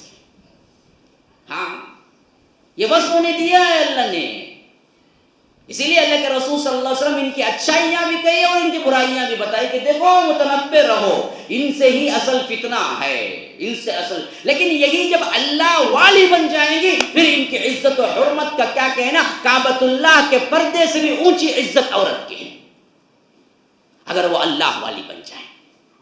اللہ کے رسول صلی اللہ علیہ وسلم نے فرمایا کہ عورتیں جو خوشبو لگا کر دوسروں کو مائل کرنے کے لیے نکلتی ہیں وہ شیطان کی رسیاں ہیں جس کے ذریعے سے شیطان اپنے قابو میں کر لیتا ہے انسانوں کو. لیکن وہ عورت جو اللہ کے لیے پردہ کرتی ہے اس کی پردے کی حرمت اللہ نے کعبۃ اللہ کے پردے سے بھی اونچا رکھا ہے. یہ پوزیشن عورت کو اللہ نے دیا ہے. برائی ہے تو یہ، لیکن اچھائی ہے تو بہت بلند. یہاں تک کہ اللہ کے رسول صلی اللہ علیہ وسلم نے صرف ایک عورت کی عصمت کے لیے اتنی بڑی جنگ لڑی یہودیوں سے، جو کہ بعد میں آگے چل کر بنو قینقاع اور بنو نذیر کے جو معرکے پیش آئے ان میں سے ایک معرکہ صرف اور صرف عورت کی عزت کے لیے اللہ کے رسول صلی اللہ علیہ وسلم نے لڑا. ایک یہودی تھا، ایک مسلمان عورت بازار میں گئی، بیٹھ کے خود خریدنے لگی تو اس بدبخت نے کیا کیا تھا، ان کا جو دامن تھا اس دامن کو اٹھا کر اس یہودی کے جو سوٹ کیس تھا یا جو بھی وہاں پر رکھی ہوئی چیز تھی اس سے باندھ دیا. اور عورت کو معلوم نہیں تھا اور عورت اٹھی تو سطر کھل گیا اور کپڑا نکل گیا اور یہودی ہنسنے لگا. تو ایک غیرت مند مسلمان اسی بازار میں تھا یہودیوں کے، اٹھا اور اس یہودی کو قتل کر دیا. اور اس یہودی کو قتل کرنے کے پاداش میں بدبخت کل یہودی مل کر اس مسلمان کو شہید کر دیے. اللہ کے رسول کو معلوم ہوا تو اللہ کے رسول نے کہا کہ میں جہاد کا حکم دیتا ہوں. سب کو لے کے ان کا محاصرہ کر کے انہیں جہر بدر کر دیا، صرف ایک عورت کی عزت کے لیے. عورت کی عزت اتنی بڑی ہے، اگر وہ اللہ والی بن جائے، اگر وہ باپردہ ہو جائے، اگر وہ اللہ کے لیے نماز پڑھنے والی، روزہ رکھنے والی. اتنا مختصر ترین دین عورت کو دیا اللہ کے رسول صلی اللہ علیہ وسلم نے کہ تم اتنا کر لو تم جنتی ہو. ہاں، اللہ کے رسول صلی اللہ علیہ وسلم نے فرمایا کوئی عورت 5 وقت کی نماز پڑھ لیتی ہے، ہاں، صلت المرأة 5 وصامت شہرها، رمضان کا روزہ رکھ لیتی ہے، ہاں، وَأَطَاعَتْ بَعْلَهَا، اس کے شوہر کی اطاعت کر لیتی ہے. پھر اس کے بعد اللہ کے رسول صلی اللہ علیہ وسلم نے کہا اگر شوہر کی اطاعت، نماز اور زکوٰۃ اور روزہ یہ ارکان پورے کر لی تو پھر تو جنت کے 8 دروازوں میں سے جس دروازے سے چاہے وہ داخل ہو جائے، اس کے لیے دروازے کھلے ہوئے ہیں. عورت کو اللہ کے رسول صلی اللہ علیہ وسلم دیندار عورت کا مقام اتنا اونچا کر دیا کہ قرآن کے اندر صرف عورت کے اوپر اگر غیر ضروری الزام زنا کا لگائے تو اللہ نے اتنی کڑی سزا مقرر کی. سورہ نور کی آیت ذرا دیکھ لو، والذین یرمون المحصنات ثم لم یأتوا بأربعة شہداء فجلدوہم 80 جلدہ ولا تقبلوا لهم شہادۃ ابدا. اگر کوئی پاک دامن عورت پر زنا کی تہمت لگائے اور 4 گواہ نہ لائے تو اللہ کہتا ہے تو پھر وہ لگانے والے جس نے بھی لگایا ہے خواہ کوئی بھی ہو اس کو 80 کوڑے مارے جائیں گے. 80 کوڑے. یہ عورت کی عزت ہے جو اسلام نے دی ہے. مثلا ایک لڑکی گئی یہاں سے اور کوئی لڑکا کہتا ہے کہ معلوم کی کہاں جا پائی انہیں، وہ غیر مرد کے ساتھ اس کا رشتہ ہے، تو شریعت اگر قانون ہوگا تو کورٹ میں اگر وہ مقدمہ دائر کرے کہ اس نے مجھ پر کیا ہے بے عزتی کا الزام لگایا ہے تو جج پوچھے گا 4 گواہ لاؤ جس کی شہادت دیں کہ یہ زانی ہے، اگر نہیں لائے تو تم پر 80 کوڑے ہیں اور 80 کوڑے مارے جائیں گے. اسی واسطے اما عائشہ پر تہمت لگی. حسان بن ثابت جیسے صحابی رسول، شاعر رسول، اور حمنہ بنت جہش جیسی عورت کو اللہ کے رسول نے 80 کوڑے مارے. اس واسطے کہ حضرت عائشہ کی شہادت اور زنا کی تہمت میں ان کی زبان سے بھی نکل گیا تھا کہ شاید کیے ہوں گے. تو اللہ کے رسول نے کہا، تو اللہ نے کہا ہے کہ جو بھی پاک دامن عورت پہ تہمت لگائے گا اس کو 80 کوڑے مارے جائیں گے. 80 کوڑے کھاؤ. صحابی. یہ ہے عزت عورت کی اتنی بلند. ہم نے پامال کر دیا عورتوں کی عزت کو. ہم نے انہیں گھر کا میل بنا دیا، ہم نے انہیں کام والی سمجھ لیا. اس واسطے مجبور ہو کے وہ نکلتے ہیں باہر. کئیوں کے بھاگنے میں ہاتھ غیر مسلموں کے ساتھ آج خواتین بھاگ رہے ہیں تو دوش ان کا نہیں ہے. میں تو کہتا ہوں 90% تو ہم بدبخت معاشرہ اور مردوں کا ہے, 10% ان کی خطا ہے. کیونکہ تم نے شہ دی, تم نے جہیز کا بوجھ ایسے رکھا. آج بچیاں بیٹھے بیٹھے بوڑھی ہوتی ہیں اور ان کی مائیں ان سے کہتی ہیں کہ ذرا بن سور کے باہر نکل, بغیر جہیز کے کہیں کوئی کیا ہے, تیرا عاشق مل جائے گا تو ہم شادی کر کے رکھ دیں گے. اگر تم نے شادی کو آسان بنایا ہوتا تو آج ہم نیوز میں, یہ اخبار میں ہر روز یہ نہ پڑھتے کہ فلاں مسلمان لڑکی فلاں لڑکے ہندو لڑکے کے ساتھ بھاگ گئی. یہ روزانہ اس واسطے ہم پڑھتے ہیں کہ ہم نے معاشرے میں شادی کو سنگین بنا دیا, زنا کو آسان بنا دیا. دوش ہمارا ہے, معاشرہ بگڑا ہے تو ہم مردوں سے بگڑا ہے.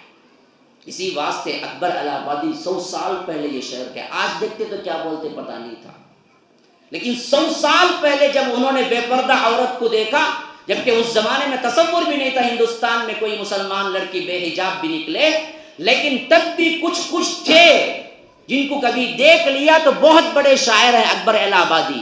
انہوں نے کہا بے پردہ کل جو نظر آئی چند بیویاں, بڑا پیارا شعر ہے.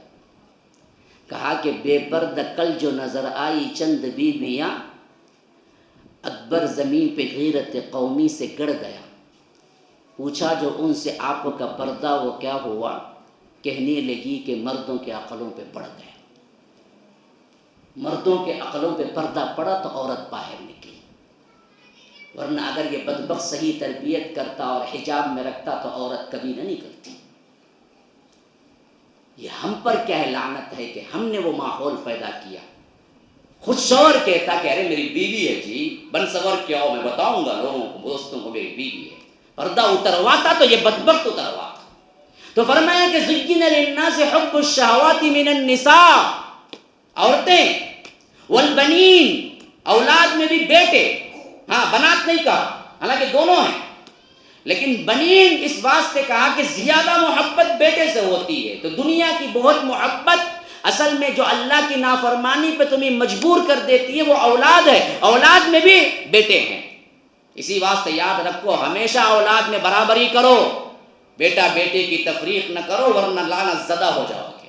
بہت سے لوگ کیا کرتے ہیں, سالہ سال انتظار کرتے ہیں, اولاد ہی نہیں ہوتی, بعد میں ہوتی ہے تو انتہائی لاڑ پیار میں برباد کر دیتے ہیں. بعض لوگ دوسرے کیا ہوتے ہیں, بیٹی بیٹی بیٹی, ایک ہوئی دو ہوئی, روتے پلاتے, پورے درگاہوں کا چکر کاٹتے, شکر چاٹتے چاٹتے کیا ہے زبان خراب ہو جاتی ہے ان کی. جاکو مٹی چاٹتا کہتے, جاکو وہاں کیا کہتا اولاد ہونے, کہہ رہے مٹی چاٹنے سے بھی اولاد ہونے کا تعلق ہے. اولاد دینے والا جو ہے وہ رب ہے. للہ ملک السماوات والارض یہب لمن یشاء اناثا ویہب لمن یشاء الذکور اور یزوجہم ذکرانا واناثا ویجعل من یشاء عقیما. اللہ جسے چاہتا ہے لڑکیاں دیتا ہے, اللہ جسے چاہتا ہے لڑکے دیتا ہے, اللہ جسے چاہتا ہے دونوں دیتا ہے, اللہ جسے چاہتا ہے کچھ بھی نہیں دیتا, عقیم بنا دیتا ہے, بانجھ کر کے رکھ دیتا ہے. اولاد کا دینا کسی کے ہاتھ میں نہیں ہے, یہ رب کے حکم سے اولاد ملتی ہے. جسے چاہے اولاد دے دے, جسے چاہے اولاد نہ دے, جسے چاہے مرد ہی مرد بچے دے دے, جسے چاہے عورتیں ہی عورتیں کیا ہیں لڑکیاں دے دے, جسے چاہے مرد بھی بچے دے عورتیں بھی بچے دے. دینا تو رب کے پاس ہے. زکریا اپنے بڑھاپے کے آخری مرحلے میں تھے, پھر بھی انہوں نے ہاتھ اٹھا دیا اور دعا کی کہ اے اللہ میرے ہڈیاں تک بوسیدہ ہو گئی ہیں, لیکن اے اللہ میں تجھے پکار کے کبھی نامراد نہیں ہوا, مجھے اس حالت میں اس بڑھاپے میں بچہ دے دے, ایک وارث دے دے. تو رب نے کہا کہ ہاں یا زکریا انا نبشرک بغلام اسمہ یحییٰ, ہم تمہیں بشارت دیتے ہیں تمہیں ایک بچے کی جس کا نام یحییٰ ہوگا. تو زکریا علیہ السلام اس وقت یہ نہیں بولے میرے بابا کون, ہاں میرے بابا اور ان کے بابا بڑے کون ہیں ابراہیم. تب ان کی خبر کو جا کو مانگیں گے, اے ابراہیم علیہ السلام ذرا اللہ کا نے مجھ کو بولو مجھے بچہ ہونا. آج لوگ چکما دیتے نا جی, بھائی ولی اللہ ہی, بھائی بدھ ہیں, ولی ہیں کہتے, تو ولیوں سے مانگ سکتے, بتوں سے نہیں مانگنا. ارے بدبخت اگر ہوتا تو پھر زکریا ابراہیم کے پاس کیوں نہیں گئے, اللہ سے کیوں مانگا؟ موسیٰ ابراہیم کے پاس کیوں نہیں گئے, اللہ سے کیوں مانگا؟ ہر نبی جو اس سے پہلے کے بڑے بڑے انبیاء آئے ہوئے تھے کیوں نہیں مانگا ان سے؟ ہر نبی نے صرف اللہ ہی سے مانگا، تو وہ سب انبیاء کے گستاخ تھے کیا؟ یہ سب ڈھکوسلے دھوکے بازیاں ہیں، یاد رکھو۔ علماء سو ہیں، جیب بھرو مولوی پیٹ بھرو پیر ہیں۔ ہاں، چندہ دیتے نا ان کو، اس سے نا انہوں کیا ہے اپنا سب کچھ پالتے، اس واسطے چاہتے کہ وہ ہوتا رہے برابر۔ یہ لوگ چھپ کے چلے جائیں گے، توحید پہ آ جائیں گے تو پھر تو ان کی بونگی ٹائپ ہو جائے گی نا جی، ان کو کھانا پینا کہاں سے ملے گا؟ یہ فاتحہ 11.5 روپے، وہ کیا ہے 12.5۔ میرے بچپن میں 11.25 روپے تھا فاتحہ پڑھنا، اب کتنا ہے معلوم نہیں مجھے، لیکن فاتحہ پڑھے تو ہونا پڑے۔ جو قرآن پڑھ کے پیسے لیتا ہے اس کی کوئی کیا ہے قبولیت ہوگی؟ ہاں جی، قرآن ایک تلاوت تعبد ہے، عبادت ہے۔ مثلاً تمہیں نماز نہیں پڑھے یا پڑھنا نہیں چاہتے، تمہیں کیا کریں گے؟ جی ظہر نہیں ہوتا، جی لو 50 روپے ذرا میرے واسطے پڑھ لو، بول دیں گے تمہیں کون تو بھی کرتا بھیا ذرا بہت تھکو ہوں، کھالے کو سوتا ہوں، ذرا تمہیں زور اثر ملا کو پڑھ لو، 50 روپے رکھ لے جاؤ۔ وہی کام نہ کرتا ہے آ کے، کون کی مرے اس کا بابا، انہیں پڑھنے آتا ہے، کس کا کی بابا، پڑھ کو کیا بولتا کہتے ہیں 100 روپے دے ڈالو، پھر وہ لگ جاتا تھا۔ اس کے بعد بعض نے قرآن گھاٹے میں رکھتے کہتے پڑھ کو کتنے جو قرآن ہونا تم نا 30 قرآن بخش دو مولوی صاحب، ہاں 3000 روپے لو، ارے گھاٹی کھول لا تم، 1 قرآن 2 قرآن، کیا وہ گھاٹی میں بند کو رکھتے کہتے ہیں اندر قرآن، خالی کھولے سیدھا الے کو جب ان کے خبر میں پہنچ جاتا انہیں۔ کیا کیا ٹیکنیکس دیکھو بنا کے رکھے۔ تو یاد رکھو یہ سب چیزیں نہیں ہیں، مانگنا صرف اللہ سے ہے، اولاد کا دینا اللہ تبارک و تعالیٰ کا اختیار ہے۔ خاص کر ہماری بہنیں بیٹھی ہوئی سن رہے ہیں، خواتین میں یہ مرض بہت بڑھ کے ہے۔ شوہر توحید پرست بھی ہو، انہیں جاب کو جاتے ہی انہوں کیا کرتے پیچھے سے باسی اسے سے بھی بلا کو، اے خالہ وہ ماسی یہ ماسی، شوہر کو برونوں کو چلو تمہیں میں ایک بہت بڑے پیر کے پاس بلا جاتا ہوں، انہیں تعویذ دیں گے تم نہ بچہ ہو جائے گا۔ وہ بچہ ہوتا وہ کس کا؟ اس کے شوہر کا نہیں، وہ تعویذ یعنی اس کا بچہ ہوا۔ ہاں بھائی مذاق کو نہیں، حقیقت ہے۔ اگر کسی کو شک ہے تو میں 10 خبریں اٹھا کے تمہیں پیپر سے دکھا سکتا ہوں ڈیٹ کے ساتھ، کتنے بدبخت پیروں نے کیا کیا، آنے والے جو تعویذ کے لیے آئے تھے ان سے زنا کر کے بچے ان کے پیدا ہوئے، وہ شوہر کی طرف منسوخ کرتے ہیں۔ ان بدبختوں کے پاس تنہائی میں پہلے ملنا ہی نہیں ہے۔ اللہ کے رسول جیسی شخصیت کسی عورت سے ہاتھ نہیں ملایا تو یہ بدبخت کیا تنہائی میں بلاتا الگ سے؟ اس کو کہاں سے اتنی زیادہ کیا ہے ضرورت ہو گئی؟ لیکن یہ خواتین بڑی بھولی پسری ہوتی ہیں، بڑی بھولی بالی ہوتی ہیں، کیا کرتی ہیں؟ جیسے ہی جبہ خبہ دیکھا اسے کیا ہے حضرت بول کے وہاں جا کے کیا کرنا ہے، اس کے ہاتھوں کو چومنا۔ ارے حرام ہے بھائی، وہ نامحرم ہے، جانا ہی غلط ہے۔ اور بعض لوگ ایسے ہی کیا کرتے ہیں، علماء کے پاس آتے ہیں تو پردہ اٹھا دیتے ہیں، کیا کہتے ہیں انہوں تو مولوی صاحب کی، مولوی صاحب کو ہن کیا نہیں کی، نہیں نامرد کی مولوی صاحب، ہاں ان کو بھی تو پوری حص ہے۔ ہاں بعد میں پردہ ہوتا تھا، بعد میں بات دیکھا تو دوسری شادی کر لیے مولوی صاحب بولتے، کون انہیں آئی نہ اس دن پہلی شادی سے جھگڑے، انہیں آئی کئی کو مصیبت۔ ہاں مولوی صاحب ہو غیر مولوی سب سے پردہ ہے، اس کا دوسرا الٹا عکس بھی ہے، بعض لوگ ہیں کسی سے پردہ نہیں کرتے، خالی مولوی صاحب سے کرتے۔ ہاں اتنے لوگ آتے جاتے رہتے، میں کئیوں کو دیکھا ہوں جو کیا ہیں گھروں میں کیا ہے گلیوں کے کارنروں پر اور گھروں کے کیا ہے چبوتروں پر بیٹھتے نا، ادھر ادھر اتنے لوگ جاتے آتے رہتے، کسی سے بھی نہیں۔ مولوی صاحب آتے ہیں کا تو ذرا ایسا جھکا لے کو بیٹھ جاتے، مولوی صاحب گزر جانتے بول، ان کو کیا کرتا ہو اصل میں مولوی صاحب کو داڑھی ہے، انہیں ایک مرد لگتا، سب داڑھی مڑے، انہوں نے سب ہمارے سر کے جس طرح لگا پورے انہوں داڑھی والے، ہاں انہوں مرد ہی ان سے پردہ کرنا بول رہا، وہ فقط جھک جاتے رشتہ، ان کو وہ مغالتا۔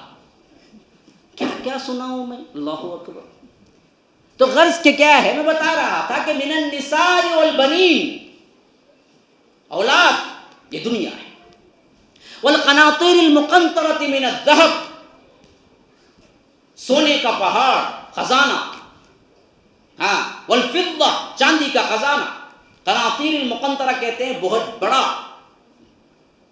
یعنی ایسا کہ پہاڑ اتنا سونا چاندی، اسے کون نہیں مانتا؟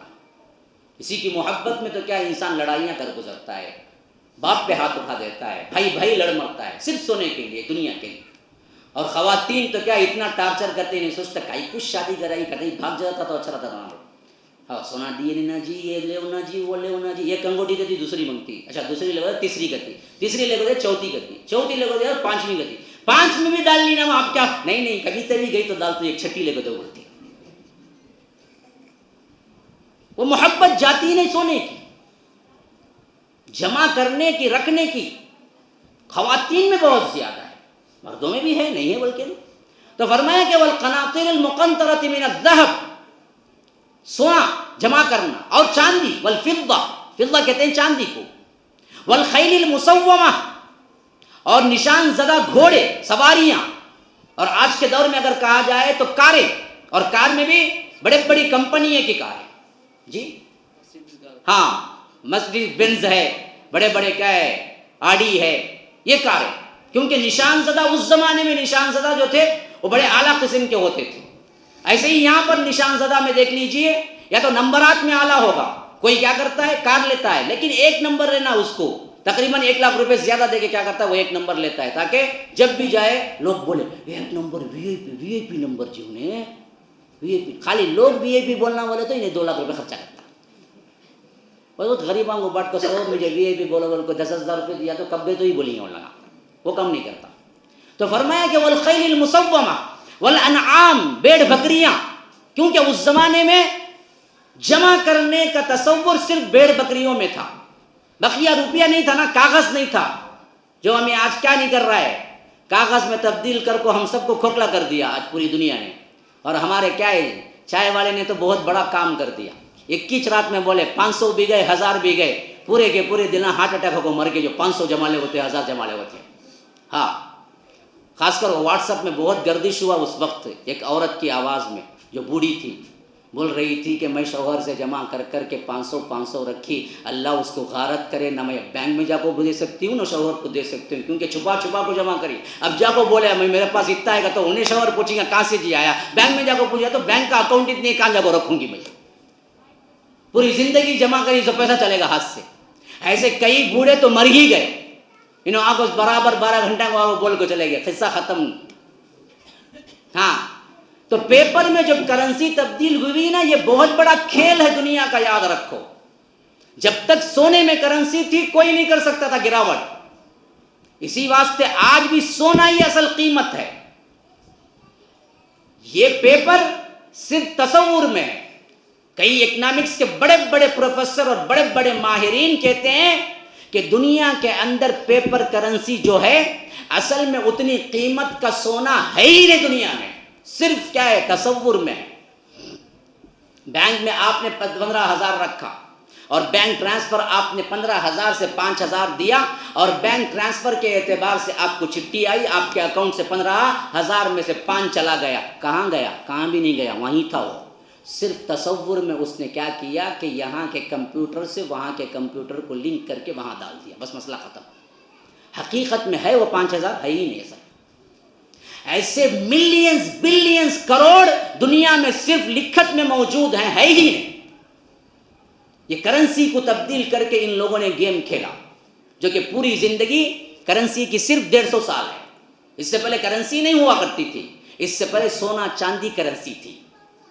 تو اس زمانے میں جمع کرنے کا پوزیشن جو تھا وہ روپیہ تو نہیں تھا، بھیڑ بکری تھے. اسے آج ہم کہہ سکتے ہیں بینک بیلنس. یہ دنیا والخیل المسومہ والانعام والحرث، کھیتیاں، زمین، جو آج بھی کرتا ہے بندہ. اللہ کہتا ہے ذالک متاع الحیات الدنیا، یہ ہے متاع دنیاوی. پورا دنیا کا چکر انہی 8 چیزوں کے پیچھے پھرتا ہے. واللہ عنده حسن المآب، لیکن رب العالمین کے پاس تمہارے لیے جو ہے وہ بہت ہی بہتر ٹھکانہ ہے. وہ کون سا ٹھکانہ ہے؟ قل انبئکم بخیر من ذالکم، اے اللہ کے رسول صلی اللہ علیہ وسلم آپ ان کو بتائیے کہ میں تمہیں بتاؤں، آپ ان کو کہیے کہ میں تمہیں بتاؤں کہ اس سے بہتر تمہارے رب کے پاس کیا رکھا ہے. انبئکم بخیر من ذالکم، یہ دنیا کی جتنی چیزیں میں تمہیں بتایا نا، زین للناس حب الشہوات من النساء والبنین والقناطیر المقنطرۃ من الذهب والفضہ والخیل المسومہ والانعام والحرث، یہ 8 چیزیں، ان سب سے بہتر میں تمہیں بتاؤں تمہارے رب کے پاس کیا ہے. سنو، میں نہیں کہہ رہا ہوں، رب کہہ رہا ہے تم سب سے، اگر ان 8 چیزوں کی محبت ہے تو سنو، اس سے بہتر رب کے پاس تمہارے لیے ہے۔ وہ کیا ہے؟ جنات تجری من تحتها الانہار خالدین فیہا، باغات ہیں جن کے نیچے نہریں بہ رہی ہیں، جن میں وہ ہمیشہ ہمیشہ رہیں گے۔ وازواج مطہرۃ ورضوان من اللہ، اور ان کے لیے پاک بیویاں اور اللہ کی رضا، اللہ کی طرف سے اس کی خوشنودی حاصل ہوگی، اور یہی وہ سب سے بہتر چیز ہے جو ان سب دنیاوی چیزوں سے بہتر ہے تمہارے لیے۔ اب تمہیں یہ چاہیے، وہ چاہیے، دنیا کی محبت، اور اس کے پیچھے کتے کی طرح بھاگتے ہیں تو صرف اس واسطے کہ تمہیں جنت کی قدر نہیں معلوم ہے۔ اللہ کہتا ہے اس کو جانو تو تم پرکا کی بھی حیثیت نہیں دو گے اس دنیا کو۔ یہی حالت، یہی ایمان تھا اصحاب رسول اللہ کا، جس کی وجہ سے ان کے سامنے دنیا آئی تو انہوں نے اسے ٹھکرا کے پھینک دیا۔ ایسے ڈرتے تھے جیسے سام بچھو ہے، ایسے ڈرتے تھے دنیا کو۔ آج دنیا کے پیچھے ہم بھاگتے ہیں۔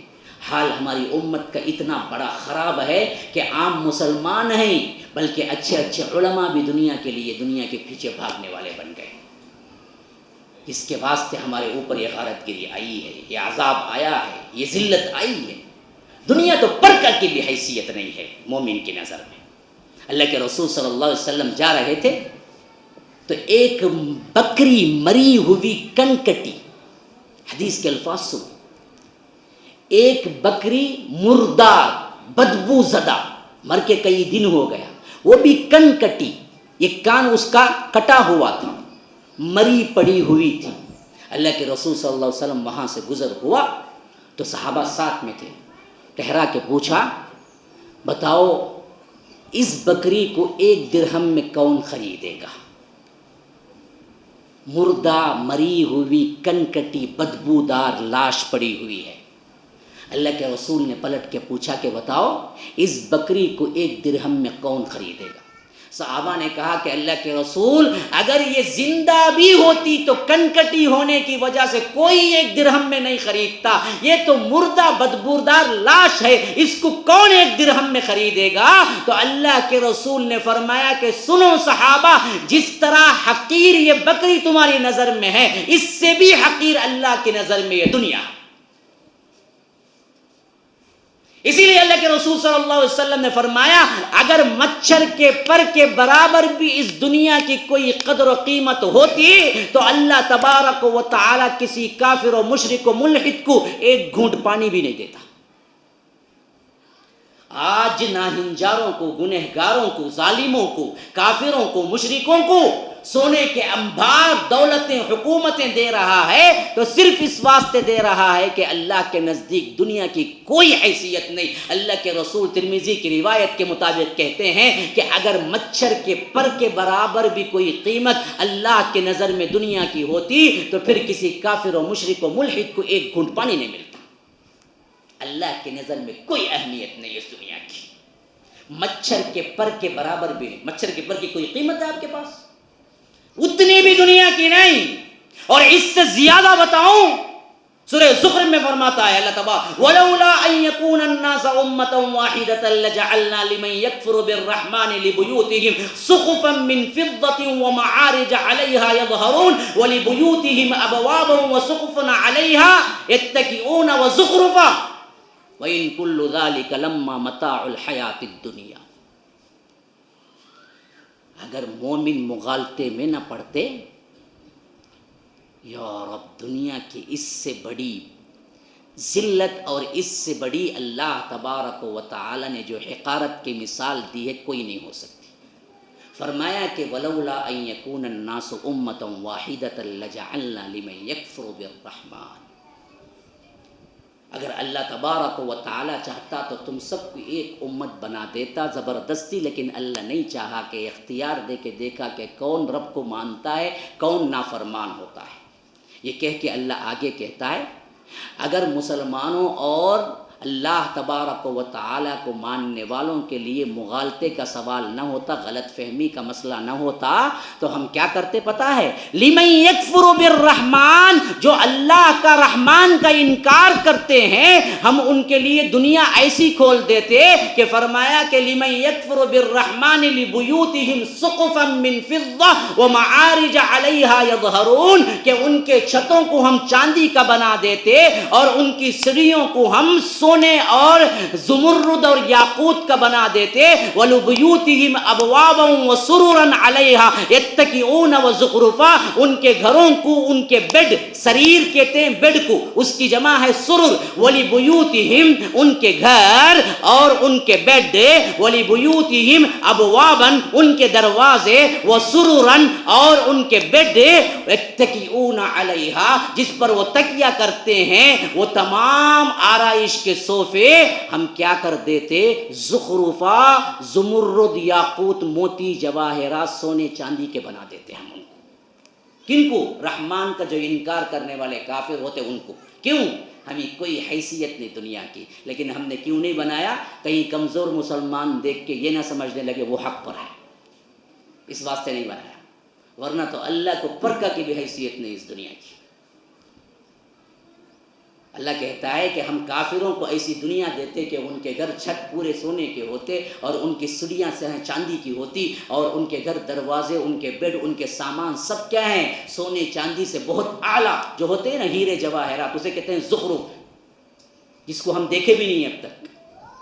ہمیں تو سونا چاندی دیکھے ہیں، ہم تو یاقوت زمرد نہیں دیکھے، ہم ہیرے جواہرات نہیں دیکھے، جس کی قیمت کے سامنے سونا چاندی کی کوئی قیمت نہیں۔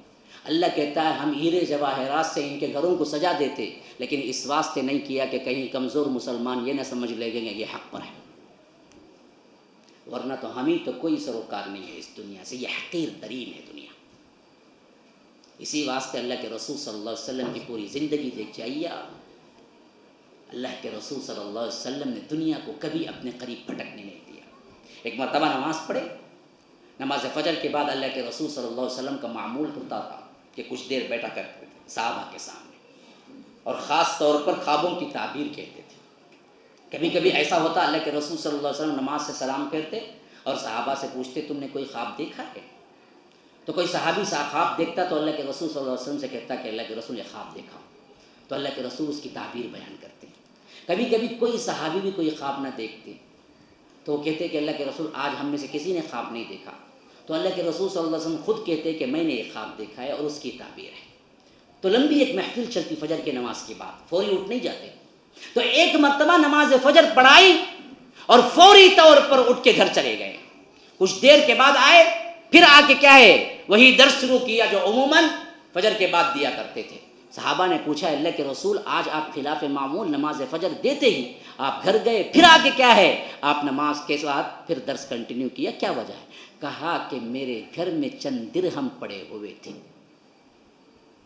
اور مجھے اس کا نماز میں خیال آیا، اور میں نہیں چاہتا تھا کہ میرے گھر میں دنیا رہے، اس واسطے میں فوری گھر میں گیا، کہا کہ اس کو اٹھا کر انفاق میں دے دو، اور یہ کہہ کے میں واپس آیا، میں نہیں چاہتا تھا کہ میرے گھر کے اندر دنیا رہے۔ چند درہم رکھنے کے بھی قائل نہیں تھے اللہ کے۔ اسی واسطے میں ہمیشہ کہا کرتا ہوں مسلمانوں، اللہ کے رسول نے نماز پڑھی، اللہ کے رسول نے روزہ رکھا، اللہ کے رسول نے حج کیا، ہر وہ عمل جس کا اللہ کے رسول نے حکم دیا سب سے پہلے کیا کس نے؟ کس نے بھائی؟ اللہ کے رسول نے۔ لیکن اللہ کے رسول نے پوری زندگی زکوٰۃ نہیں دی، اس واسطے کہ اللہ کے رسول پر زکوٰۃ فرض ہی نہیں ہوئی، مال جمع ہی نہیں کیا، نصاب کو پہنچتا تو نہ زکوٰۃ دیتے۔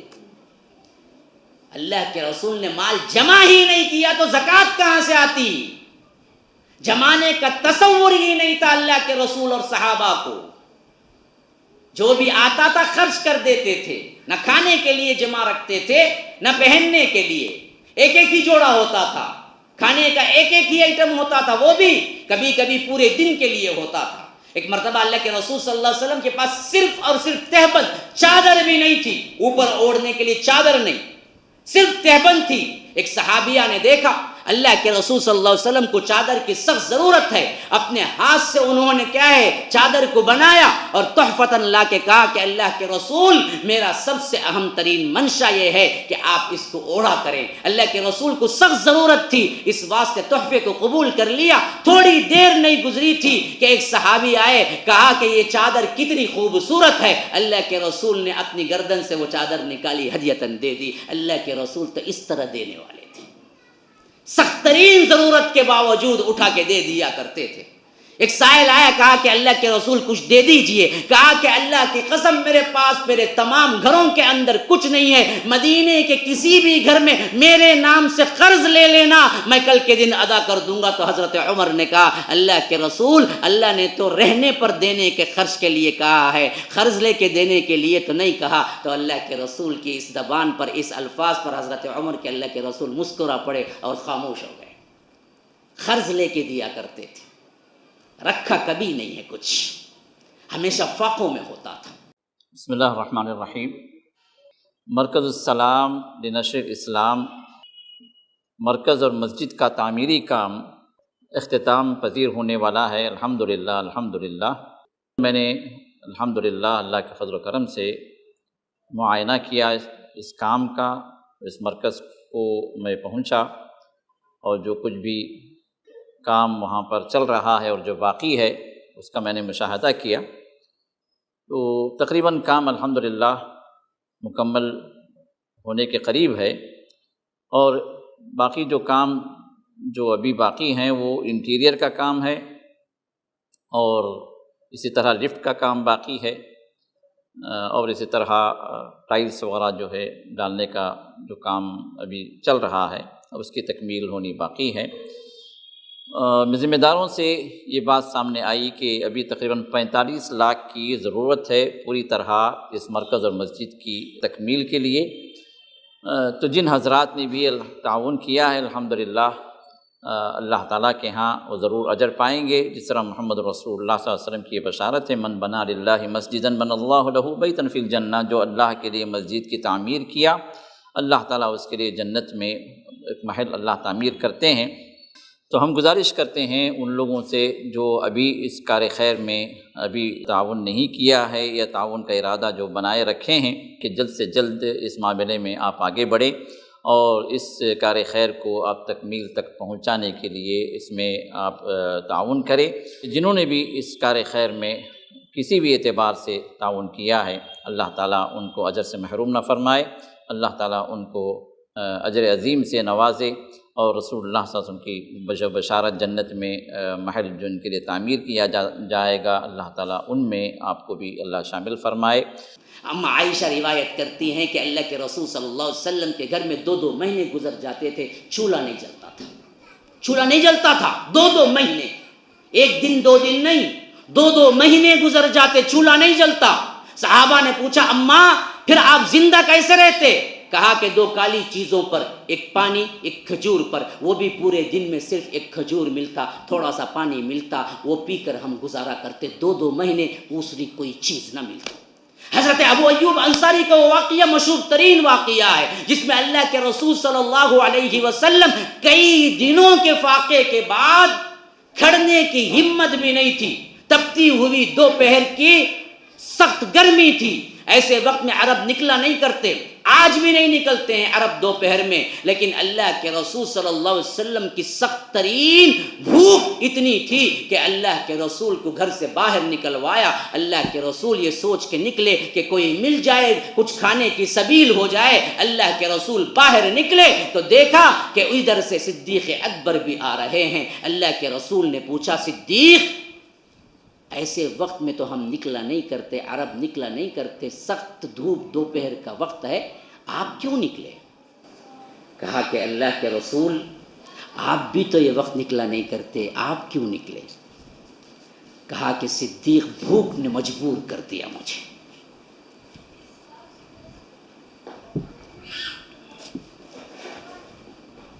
کہا کہ بھوک نے مجبور کر دیا مجھے۔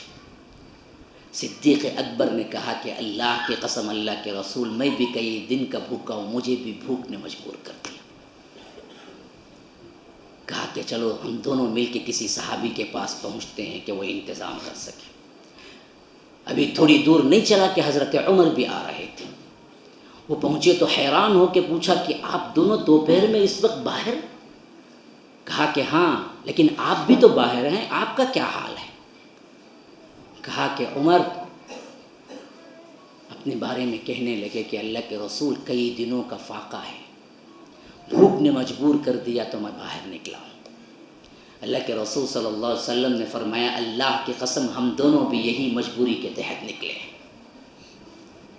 پھر تینوں مل کے انصار کے ایک بہت بڑے مہمان نواز ابو ایوب انصاری کے گھر پہنچتے ہیں، دروازہ کھٹکھٹاتے ہیں اور ابو ایوب انصاری کچھ دیر کے لیے باہر گئے ہوتے ہیں۔ ام ایوب اندر ہوتی ہیں صحابیہ، دیکھتی ہیں کہ اللہ کے رسول ابو بکر اور عمر ایک ساتھ آئے ہیں، خوشی سے نعرہ لگاتی ہیں، کہتی ہیں کہ آج پورے مدینے کے اندر سب سے معزز ترین گھرانہ میرا گھرانہ ہے، جہاں پر چاند بھی ہے، سورج بھی ہے، تارا بھی ہے، سب مل کے میرے گھر میں آئے ہیں۔ آئیے آئیے اللہ کے رسول بیٹھیے، ابھی تھوڑی دیر میں ابو ایوب کو بلا لیتی ہوں۔ کچھ دیر نہیں گزرتی ہے، ابو ایوب آتے ہیں، خوشی سے چیخ پڑتے ہیں اور کہتے ہیں کہ آج میرے لیے اللہ نے پورے نصیب دروازے کھول دیے، آج اللہ کا رسول میرے گھر میں، صدیق اکبر میرے گھر میں، فاروق اعظم میرے گھر میں، دوڑتے ہوئے بھاگتے ہوئے جاتے ہیں اور کھجور کے تنے پہ چڑھتے ہیں، وہاں سے کھجور کے خوشے کو نکالتے ہیں اور ایک تش میں لے آ کے رکھتے ہیں، کہتے ہیں کہ اللہ کے رسول نوش فرمائیے، جس کے اندر پکی بھی ہوتی ہیں کچی بھی ہوتی ہیں۔ اللہ کے رسول صلی اللہ علیہ وسلم پوچھتے ہیں کہ ابو ایوب سے کہ ابو ایوب تم نے پکی ہوئی کھجوروں کو کیوں نہیں توڑا؟ کچی بھی لائی ہیں، پکی ہوئی بھی لائی ہیں۔ تو کہنے لگتے ہیں اللہ کے رسول ہر ایک کا ایک مزہ ہوتا ہے، ہر ایک کا ایک ذائقہ ہوتا ہے، کوئی کچی پسند کرتا ہے، کوئی میٹھی پسند کرتا ہے، کوئی کیا ہے پھلدار پسند کرتا ہے، میں نے جو چاہے آپ کھائیں، اس حیثیت سے میں نے تمام خوشے آپ کے سامنے رکھ دیے ہیں۔ پھر اس کے بعد دوڑتے ہوئے بھاگتے ہیں کہ اپنے بکریوں میں سے ایک بکری کو ذبح کریں، شوربہ بنائیں، بیوی سے کہتے ہیں کہ روٹیاں بناؤ، اور اس کے بعد بیوی سے کہہ کر بکری کو ذبح کرنے کے لیے چاقو لے کے نکلتے ہیں۔ تو ابو ایوب سے اللہ کے رسول صلی اللہ علیہ وسلم کہتے ہیں کہ کہاں جا رہے ہو؟ کہتے ہیں کہ آپ کے لیے میں ذبح کر کے شوربہ بنانا چاہتا ہوں۔ تبھی بھی رحم آڑے آتا ہے، جانوروں پر بھی رحم دیکھو کتنا۔ کہتے ہیں کہ ابو ایوب کسی دودھ دینے والی بکری کو ذبح نہ کرنا، کیونکہ اس کے بچے بھی ہوں گے نا، تو ماں محروم ہو جائیں گے، بچے محروم ہو جائیں گے ماں سے۔ ایسی بکری کو ذبح کرنا جو دودھ دینا چھوڑ چکی ہو۔ پھر وہ جاتے ہیں ذبح کرتے ہیں، شوربہ بنتا ہے، روٹی پکتی ہے، کوئی میدے کی بڑی نرم نرم نہیں، جو کی روٹی، وہ بھی اتنی موٹی موٹی کہ غیر چھنے ہوئے آٹے کی۔ صحابہ بیان کرتے ہیں کہ اللہ کے رسول نے پوری زندگی چھنا ہوا آٹے کی روٹی نہیں کھائی، ہم کھا ہی نہیں سکتے وہ روٹی، ہم تو کیا ہے نرم روٹی کھاتے ہیں، وہ پتھر کی طرح سخت ہوتی تھی۔ تو وہ روٹی پک کے آتی ہے تو اللہ کے رسول صلی اللہ علیہ وسلم اس میں سے کچھ نوش فرماتے ہیں اور ایک روٹی پر کچھ شوربہ رکھ کے کہتے ہیں بعض روایتوں کے مطابق کہ ابو ایوب میرے گھر کے بازو میں میرا بیٹی فاطمہ کا گھر ہے، میری بیٹی بھی کئی دن سے بھوکی ہے، یہ روٹی ان تک پہنچا دو۔ چاہتے تو پوری کائنات کو سمیٹ لیتے۔ اللہ نے تو کہا تھا کہ اگر آپ مانگتے تو ہم مکے اور مدینے کے پہاڑوں کو سونے کا بنا دیں، لیکن فاقے کا یہ عالم ہے کہ پورا رسول کا گھرانہ فاقہ ہے، اور اللہ کے رسول کی بیٹی جو سیدۃ النساء اہل الجنہ ہے وہ بھی بھوکی ہے۔ پھر اس کے بعد جب کھا کے پانی پیتے ہیں کہتے ہیں کہ اللہ تبارک و تعالی اسی کا سوال کرے گا۔ حضرت عمر رو پڑتے ہیں، کہتے ہیں کہ اللہ کے رسول کئی دنوں کے فاقے کے بعد کچھ نصیب ہوا ہے جس کو ہم نے کھایا ہے، کیا اس کے بارے میں بھی سوال ہوگا؟ کہا کہ ہاں اسی کے بارے میں سوال ہوگا کہ تم نے کہاں سے کمایا، کتنا کھایا، کتنا جمایا، اسی کے لیے سوال ہوگا، جس کو رب کہتا ہے کہ الہاکم التکاثر حتی زرتم المقابر کلا سوف تعلمون ثم کلا سوف تعلمون کلا لو تعلمون علم الیقین لترون الجحیم ثم لترونها عین الیقین ثم لتسألن یومئذ عن النعیم. جو نعمتیں اللہ نے تمہیں دی ہیں اس کے بارے میں سوال ہوگا. تو اللہ کے رسول نے فرمایا کہ یہی وہ نعمتیں ہیں جس کے بارے میں اللہ سوال کرے گا. جو دن بھر پورے دن میں 3 مرتبہ حلق کے نلی تک دبا کے بریانی کھاتا ہے, اللہ اس سے نہیں پوچھے گا. کئی فاقوں کے بعد ایک روٹی کھایا تو اللہ کے رسول کہہ رہے ہیں کہ اللہ اس کے بارے میں پوچھے گا. آج ہم کیا جواب دیں گے؟ یہ تربیت تھی صحابہ اور اللہ کے رسول کی, دنیا کی بے رغبت. میرے پاس زیادہ وقت نہیں ہے کہ میں آپ کو مثالیں رکھ دیتا, کیونکہ کچھ گفتگو مجھے آخرت پہ بھی کرنی ہے. لیکن ایک واقعہ میں آپ کے سامنے رکھتا ہوں, دنیا کی بے رغبتی اور دنیا سے نفرت صحابہ کے اندر کس طرح کوٹ کے بھری ہوئی. سعید ابن عامر ایک صحابی ہے, بہت زہاد, حالانکہ ایمان لائے تھے مکی زندگی کے بعد مدنی زندگی میں, لیکن اس ایمان نے ان پر اتنا اثر کیا تھا کہ دنیا سے بالکل ہی بے رغبت ہو گئے. حضرت عمر کا زمانہ تھا, حضرت عمر کو گورنر کی ضرورت پڑی, حمص کی, بصرہ کا ایک گاؤں ہے جس کا نام ہے حمص, وہاں کی گورنری کی ضرورت پڑی. تو حضرت عمر کی نظر انتخاب سعید ابن عامر پہ پڑی. انہوں نے کہا کہ سعید, انہوں نے کہا کہ امیر المومنین حاضر ہوں فرمائیے. کہا کہ میں آج سے تمہیں حمص کا گورنر بناتا ہوں, جاؤ تم آج سے حمص کے گورنر. گورنری آج حکومت لینے کے لیے کیا کچھ نہیں کرتا ہے بندہ, سیٹ عہدے, معمولی مسجدوں کے عہدے کے لیے خود ہمارے اندر لڑائیاں ہو جاتی ہیں. یہ ہے ہمارا حب دنیا کا حال. ہم اہل حدیث کہتے ہوئے شرم نہیں کرتے ہیں کہ دنیا کے لیے, عہدوں کے لیے ہم بھی لڑ پڑتے ہیں. اللہ کی پناہ, اخلاص ہوتا تو کبھی نہ لڑتے. سعید ابن عامر گورنری حمص کی دے رہے ہیں. سعید ابن عامر کہتے ہیں کہ اے امیر المومنین, اللہ کے لیے مجھے معاف کیجئے, مجھے کوئی عہدہ نہیں چاہیے. حضرت عمر غصے میں آتے ہیں, کہتے ہیں کہ اگر تم سلطنت کے امور سے الگ ہو جاؤ گے پھر تمہیں ناکارہ لوگوں کو رکھنا پڑے گا. جیسے میرے اوپر خلافت کی ذمہ داری ہے ویسے ہی میں چاہتا ہوں کہ نیک لوگ ہی میری خلافت کے اندر گورنر بنے. میں تم کو حکم دیتا ہوں کہ تم حمص کی گورنری پر جاؤ. جب حکم آ گیا تو ٹال نہیں سکتے تھے, روتے ہوئے قبول کرتے ہیں اور نکلتے ہیں پیدل. ایک کوڑا ہوتا ہے جو جھاڑ جھنکار صفائی کے لیے, ہاتھ میں ایک چھڑی ہوتی ہے, ایک پیالہ ہوتا ہے جس میں وضو اور پینے کے لیے پانی کے لیے استعمال ہوتا ہے, اور ایک برتن رکابی کی شکل میں ہوتا ہے کہ کچھ مل جائے آس پاس تو اس میں سے کھا لینے کے لیے. اسی حالت میں پیدل چلتے ہوئے سیدھے پہنچتے ہیں حمص کی گورنری پر. جس وقت وہاں دروازے پہ پہنچتے ہیں, جب وہ اندر داخل کے شہروں کے دروازے ہوا کرتے تھے اس زمانے میں, تو دروازے پہ پہنچتے ہیں تو حمص کا آدمی سمجھتا ہے کہ یہ کوئی مزدور ہیں. تو وہ کہتا ہے کہ دیکھ بھائی, یہاں سے میرے گھر تک میرا بوجھ پہنچا دے. وہ کہتے ہیں کہ اچھا پہنچا دیتا ہوں. اس کا بوجھ اٹھا کے پیٹھ پر رکھ لیتے ہیں, سیدھے لے آ کے اس کے گھر پہ پہنچا دیتے ہیں. پھر اس کے بعد پوچھتے ہیں کہ یہاں کے جو گورنر ہیں ان کا گھر کہاں ہے. وہ کہتا ہے کہ آپ کو گورنر سے لینا دینا کیا ہے, آپ نے جو بوجھ اٹھا کے وہاں پہنچایا ہے اس کے پیسے کتنے لوگے یہ بتاؤ. کہتے ہیں کہ مجھے پیسے کی ضرورت نہیں ہے, میں نے مدد کی ہے آپ کی, کیونکہ میں یہاں کا گورنر بن کے آیا ہوں. تو وہ تھر تھر کانپنے لگتا ہے کہ غلطی ہو گئی, معافی ہوگی. کہتے ہیں کہ میرے بھائی غلطی بھی نہیں ہوئی, معافی کی بھی ضرورت نہیں ہے, میں آیا ہی آپ لوگوں کی خدمت کے لیے ہوں. یہ کہہ کے جاتے ہیں اور چارج لیتے ہیں گورنری کا, اور ایسی گورنری کرتے ہیں کہ پورے لوگ ان سے خوش ہوتے ہیں.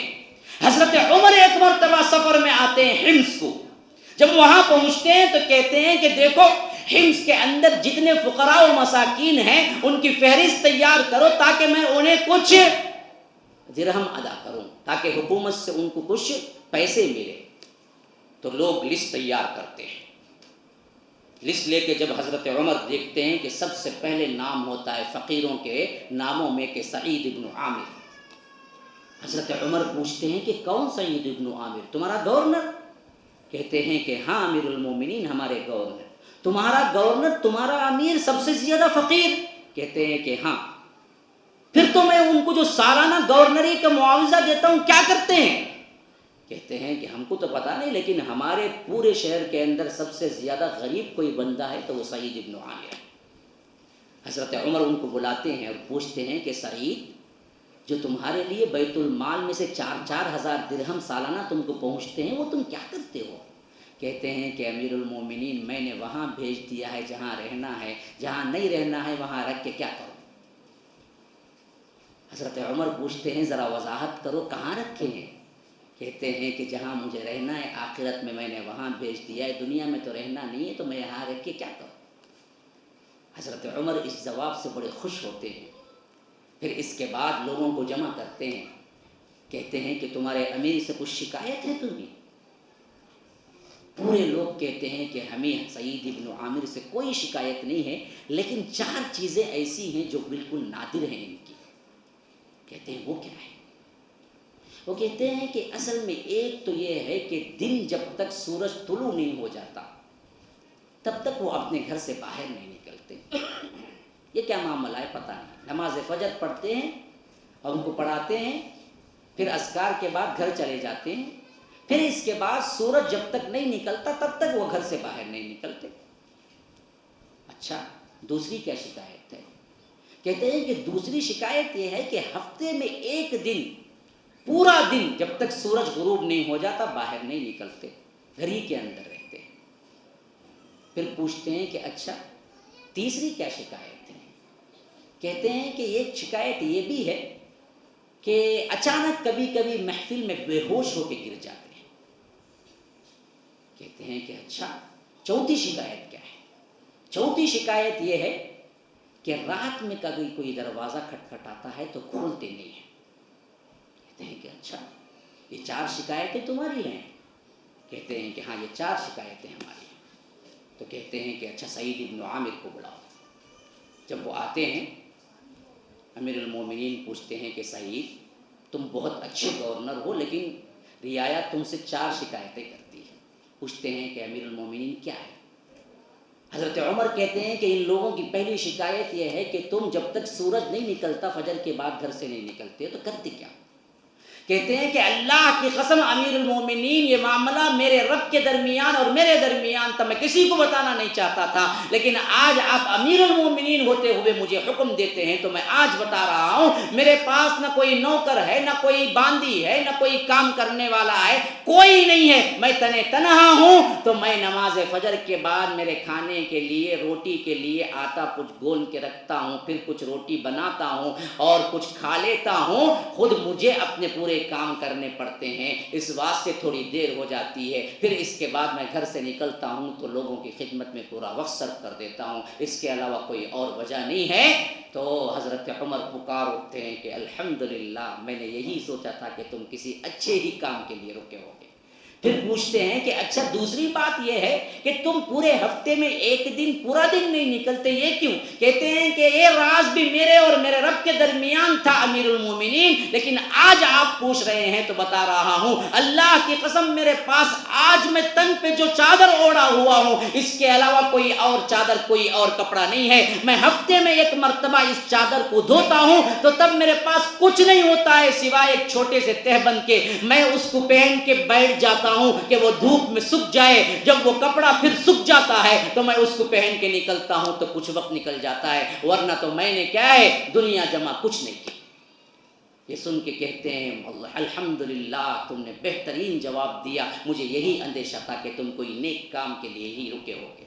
پھر پوچھتے ہو کہ اچھا تم رات کو کیوں نہیں دستک دینے والے کا جواب دے نہیں دیتے؟ کہتے ہیں کہ امیر المومنین، میں دن کا پورا وقت بندوں کی خدمت کے لیے رکھا ہوں اور رات کا پورا وقت رب کے لیے، عبادت کے لیے رکھا ہوں۔ میں رات میں تہجد کے لیے ہاتھ باندھتا ہوں تو راتیں گزر جاتی ہیں، اس واسطے کوئی دروازے پہ دستک دیتا ہے تو مجھے معلوم بھی نہیں ہوتا، میں تو رب سے مناجات میں اپنے آپ کو مشغول پاتا ہوں اور دن کا پورا وقت تو میں خدمت کے لیے، لوگوں کے لیے رکھا ہوا ہوں۔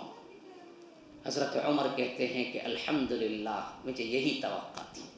پھر کہتے ہیں کہ تم کبھی کبھی محفل میں بے ہوش ہو کے کیوں گر جاتے ہو؟ کہتے ہیں کہ اللہ کی قسم یہ بھی ایک میرا راز ہے، میں کسی کو بتانا نہیں چاہتا، لیکن آج پوچھ رہے ہیں تو میں آپ کو بتاتا ہوں کہ میری زندگی کے جوانی کا زمانہ تھا جب کہ خبیب کو پکڑ کر بعض لوگ مکہ لے آئے۔ خبیب وہ صحابی تھے اللہ کے رسول صلی اللہ علیہ وسلم کے جو بدر کے اندر زبردست مسلمانوں کی طرف سے جنگ کی تھی، جس کے عوض بدبختوں نے اعلان کر رکھا تھا کہ جو کوئی خبیب کو لائے گا ہم اس کو بہت بڑا انعام دیں گے۔ تو ایک بدبخت نے انہی دھوکے سے کیا کیا، قید کیا اور مکہ لے آ کے بیچ دیا، اور خبیب کو ان لوگوں نے خرید لیا جو چاہتے تھے کہ قتل کر دے۔ پھر اس کے بعد قتل کا دن آیا تو ان لوگوں نے یہ اعلان کیا کہ لوگوں فلاں دن ہم سولی پر چڑھائیں گے خبیب کو، کہ جو لوگ بھی تماشا دیکھنا ہے وہ سب کے سب آ جائیں۔ اس وقت میں اسلام قبول کیے ہوئے نہیں تھا اور میں بھی ان تماشا دیکھنے والوں میں شامل تھا۔ اللہ کے رسول کے اس صحابی سے وہ بیان کرتے ہوئے کہتے ہیں امیر المومنین پھر خبیب کو لے جایا گیا، حتیٰ کہ کوئی پتھر پھینک رہا تھا، کوئی کنجر چبا رہا تھا، خون رس رہا تھا، یہاں تک کہ وہ سولی کے دہانے تک آخری تختے تک لائے گئے اور پوچھا گیا کہ تمہاری آخری خواہش کیا ہے؟ تو خبیب نے کہا کہ میں 2 رکعت نفل نماز پڑھ لوں۔ پھر نماز پڑھی، پھر اس کے بعد کہا اللہ کی قسم اگر مجھے یہ ڈر نہ ہوتا کہ تم لوگ یہ کہتے کہ خبیب موت کے ڈر سے نماز لمبی کر رہا ہے تو میں نماز اور لمبی کرتا۔ پھر اس کے بعد خبیب سولی پر چڑھائے گئے، میں دیکھ رہا تھا بالکل امن کی حالت، بالکل خوشی کی حالت، بالکل شادمانی کی حالت، چہرہ تر و تازہ۔ اللہ کی قسم میں دیکھ ہی نہیں سکتا کوئی انسان سولی پہ چڑھ رہا ہو اور اس کے چہرے پر اتنا اطمینان ہو۔ میں دیکھ ہی نہیں سکا کہ ایسا کبھی ہو سکتا ہے کہ اسی سولی دی جا رہی ہو اور وہ شخص اتنا حشاش بشاش ہو کہ اس کا چہرہ تر و تازہ ہو۔ اور اس وقت دشمنان اسلام میں سے ایک دشمن آگے بڑھتا ہے اور کہتا ہے کہ خبیب سچ سچ بتاؤ اگر تم کو چھوڑ دیا جائے اور تمہاری جگہ یہاں محمد ہو تو کیا تم خوش نہیں ہوگے؟ تو خبیب نے کہا کہ بدبخت تو نے کیا بات کی، میں تو سوچتا ہوں اگر میں چھوٹ جاؤں مجھے مال و دولت مل جائے، میں اپنی بیوی بچوں میں پہنچ جاؤں، اور اس کے عوض اللہ کے رسول کو یہ کانٹا چبھ جائے یہ بھی گوارا نہیں ہے مجھے۔ یہ محبت ہے مجھے محمد رسول اللہ سے۔ سولی پر چڑھانا ہو چڑھا دو مجھے۔ پھر سولی پر چڑھائے گئے تو اس وقت حضرت خبیب نے کہا کہ اے اللہ تو جانتا ہے کس طرح یہ لوگ مجھے دھوکے سے مدینے سے مکہ لائے۔ اے اللہ میری دعا یہی ہے کہ جس حیثیت سے میں سولی پر چڑھایا گیا ہوں اس کی اطلاع اے اللہ تو میرے نبی کو پہنچا دے، میرے نبی کو میرا سلام پہنچا دے، اور جتنے لوگ یہ تماشا دیکھ رہے ہیں اللہ ان سب کو تو پکڑ لے۔ یہ الفاظ نکلے تھے اور شہید ہو گئے، ادھر شہید ہوئے، ادھر صحابہ میں اللہ کے رسول بیٹھے ہوئے تھے۔ انہوں نے کہا کہ اللہ خبیب پر رحم کرے، شہادت پائی۔ اللہ نے وحی کے ذریعے فوری اطلاع دی جو انہوں نے دعا کی تھی۔ یہ کہہ کے سعید ابن عامر کہتے ہیں کہ ان دیکھنے والوں میں میں بھی تھا امیر المومنین، جب خبیب نے کہا تھا کہ اے اللہ ان سب کو پکڑ لے، تو کبھی کبھی میں سوچتا ہوں کہ انہوں نے دعا کی تھی کہ اللہ ان سب کو پکڑ لے، اس میں بھی تھا، تو اللہ کے عذاب کا ڈر آتا ہے تو اتنا ڈر لگتا ہے کہ بے ہوش ہو کے گر جاتا ہوں۔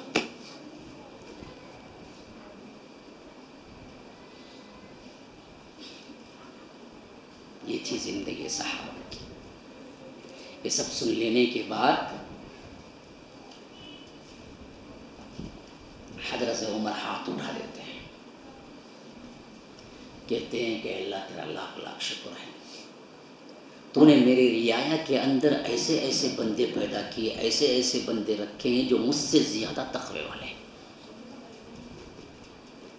پھر اس کے بعد یہ گھر جاتے ہیں تو اپنے خاص وزیر کو بلاتے ہیں، خاص مصاحب کو بلاتے ہیں، 1000 درہم کی تھیلی دیتے ہیں، کہتے ہیں کہ جاؤ سعید ابن عامر سے کہو کہ امیر المومنین سلام کہتے ہیں، اور یہ 1000 درہم دیے ہیں آپ اپنے اخراجات کے لیے رکھیں۔ تو یہ صحابی جاتے ہیں، دروازہ کھٹکھٹاتے ہیں، جیسے ہی دروازہ کھلتا ہے امیر المومنین کے جو ساتھی تھے وہ سامنے کھڑے ہوتے ہیں، تو سعید ابن عامر پوچھتے ہیں کہ آپ کیوں آئے ہیں، کہ امیر المومنین کو میرے جوابات سے ابھی تسلی نہیں ہوئی؟ وہ سمجھتے ہیں کہ پہلے جو شکایت ہوئی تھی شاید اسی کے لیے بلاوا آ گیا، تو وہ پوچھتے ہیں کہ امیر المومنین کو میرے جوابات سے تسلی نہیں ہوئی؟ تو وہ صاحب کہتے ہیں کہ نہیں اس سلسلے میں نہیں آیا ہوں، بلکہ امیر المومنین نے آپ کے لیے 1000 درہم دیے ہیں۔ درہم چاندی کے سکے ہوتے ہیں، یاد رکھو، 1000 چاندی کے سکے، یہ تمہارے خرچے کے لیے دیے ہیں، اس کو قبول کرو۔ وہ کہتے ہیں کہ نہیں چاہیے مجھے، کہو کہ امیر المومنین کو سلام کہو اور کہو کہ مجھے اس کی کوئی ضرورت نہیں ہے، آپ اپنے لیے رکھیں یا کسی اور فقیر کو دیں۔ جب واپس ہوتی ہے تو حضرت عمر کو بہت ہی غیرت آتی ہے اور ان کی پاک دامنی اور ان کی عفت پر بڑا ہی ترس آتا ہے۔ کہتے ہیں کہ جاؤ اب کہو کہ عمر حکم دیتا ہے کہ تم کو رکھنا ہے۔ جب یہ لے آ کے ان کے گھر میں پہنچاتے ہیں تو کہتے ہیں کہ اچھا میں لے لیتا ہوں، آپ چلے جائیے۔ وہ رکھ کے جیسے ہی جاتے ہیں سر پکڑ کے بیٹھ جاتے ہیں۔ بیوی آتی ہے، پوچھتی ہے کہ کیا ہوا؟ کہا کہ بہت بڑی مصیبت آ گئی۔ کہا کہ کون سی مصیبت؟ کہا کہ بہت بڑی مصیبت آ گئی۔ بیوی پوچھتی ہے کہ کیا دشمنان اسلام نے حنف پر حملہ کر دیا؟ کہا کہ نہیں اس سے بڑی مصیبت آ گئی۔ پوچھتے ہیں کہ کیا امیر المومنین کا انتقال ہو گیا؟ کہا کہ نہیں اس سے بڑی مصیبت آ گئی۔ پوچھتے ہیں کہ یہ نہیں تو آخر کون سی بڑی مصیبت آ گئی؟ کہتے ہیں کہ اپنی بیوی سے کہ بیوی میرے گھر میں دنیا آ گئی، میرے گھر میں دنیا آ گئی، یہ سب سے بڑی مصیبت ہے میرے لیے۔ یار اب کیسی خواتین ہوں گی جو آج مردوں کو ٹارچر کر کے رشوت لے کے حرام کاری کر کے لے آؤ بول کے کہتے ہیں۔ یہاں دراصل دنیا آئی پڑی ہوئی ہے، لات مارنے پہ تیار ہے اور رو رہے ہیں کہ میرے گھر میں دنیا آ گئی۔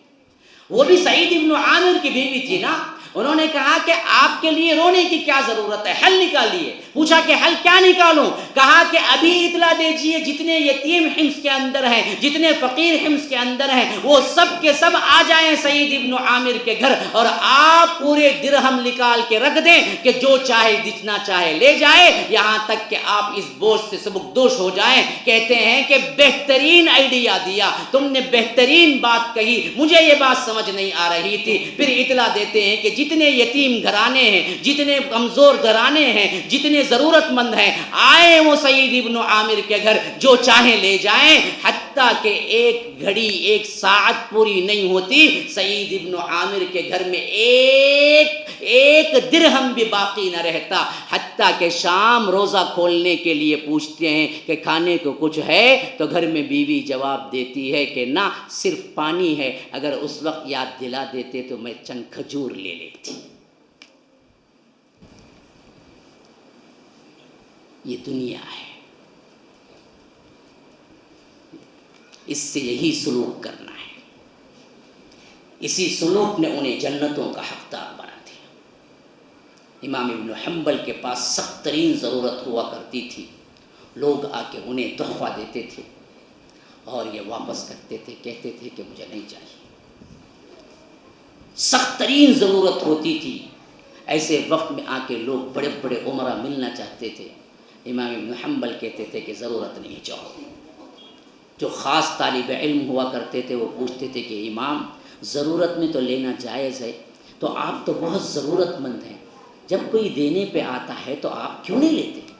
کہتے ہیں کہ یاد رکھو، یہ دنیا کو ٹھوکر مارو گے تو تبھی آخرت کی فکر ہوگی۔ اگر تم لوگوں کے دیتے ہوئے تحفوں کو قبول کرو گے تو محبت تمہارے دلوں کے اندر پہنچ جائے گی۔ اس واسطے مجھے اس دنیا سے کیا لینا؟ آخری موقع ہے اللہ کے رسول صلی اللہ علیہ وسلم کی وفات سے پہلے۔ ابو موہبہ یہ صحابی ہے جسے کبھی کبھی اللہ کے رسول خدمت کے لیے بلایا کرتے تھے۔ اللہ کے رسول نے کہا کہ ابو موہبہ میرے ساتھ چلو۔ ابو موہبہ ساتھ ہو جاتے ہیں اور بقیع کے قبرستان پہ پہنچتے ہیں۔ اللہ کے رسول ان کے لیے دعائے مغفرت کرتے ہیں۔ قبرستان جاتے تھے اللہ کے رسول دعا کرنے کے لیے، مانگنے کے لیے نہیں۔ آپ بھی جا سکتے ہیں وہاں کے لیے دعا کرنے کے لیے، عبرت حاصل کرنے کے لیے۔ تو اللہ کے رسول صلی اللہ علیہ وسلم بقیع قبرستان میں پہنچتے ہیں، دعا کرتے ہیں، پھر اس کے بعد وہاں سے نکلتے ہیں تو آنکھوں میں آنسو ہوتے ہیں۔ پھر کہتے ہیں ابو موہبہ کا ہاتھ یوں پکڑ کے، ابو موہبہ جانتے ہو اللہ نے مجھے اختیار دیا تھا کہ آپ کو پوری دنیا سے مالا مال کر دوں، اطراف و اکناف کی پوری وادیاں سونے کے بنا دوں اور آپ کی قیامت تک کے لیے زندگی دے دوں، پھر اس کے بعد جیسے ہی قیامت قائم ہوگی سیدھے جنت کو بھیج دوں۔ اللہ نے یہ آپشن مجھے دیا تھا۔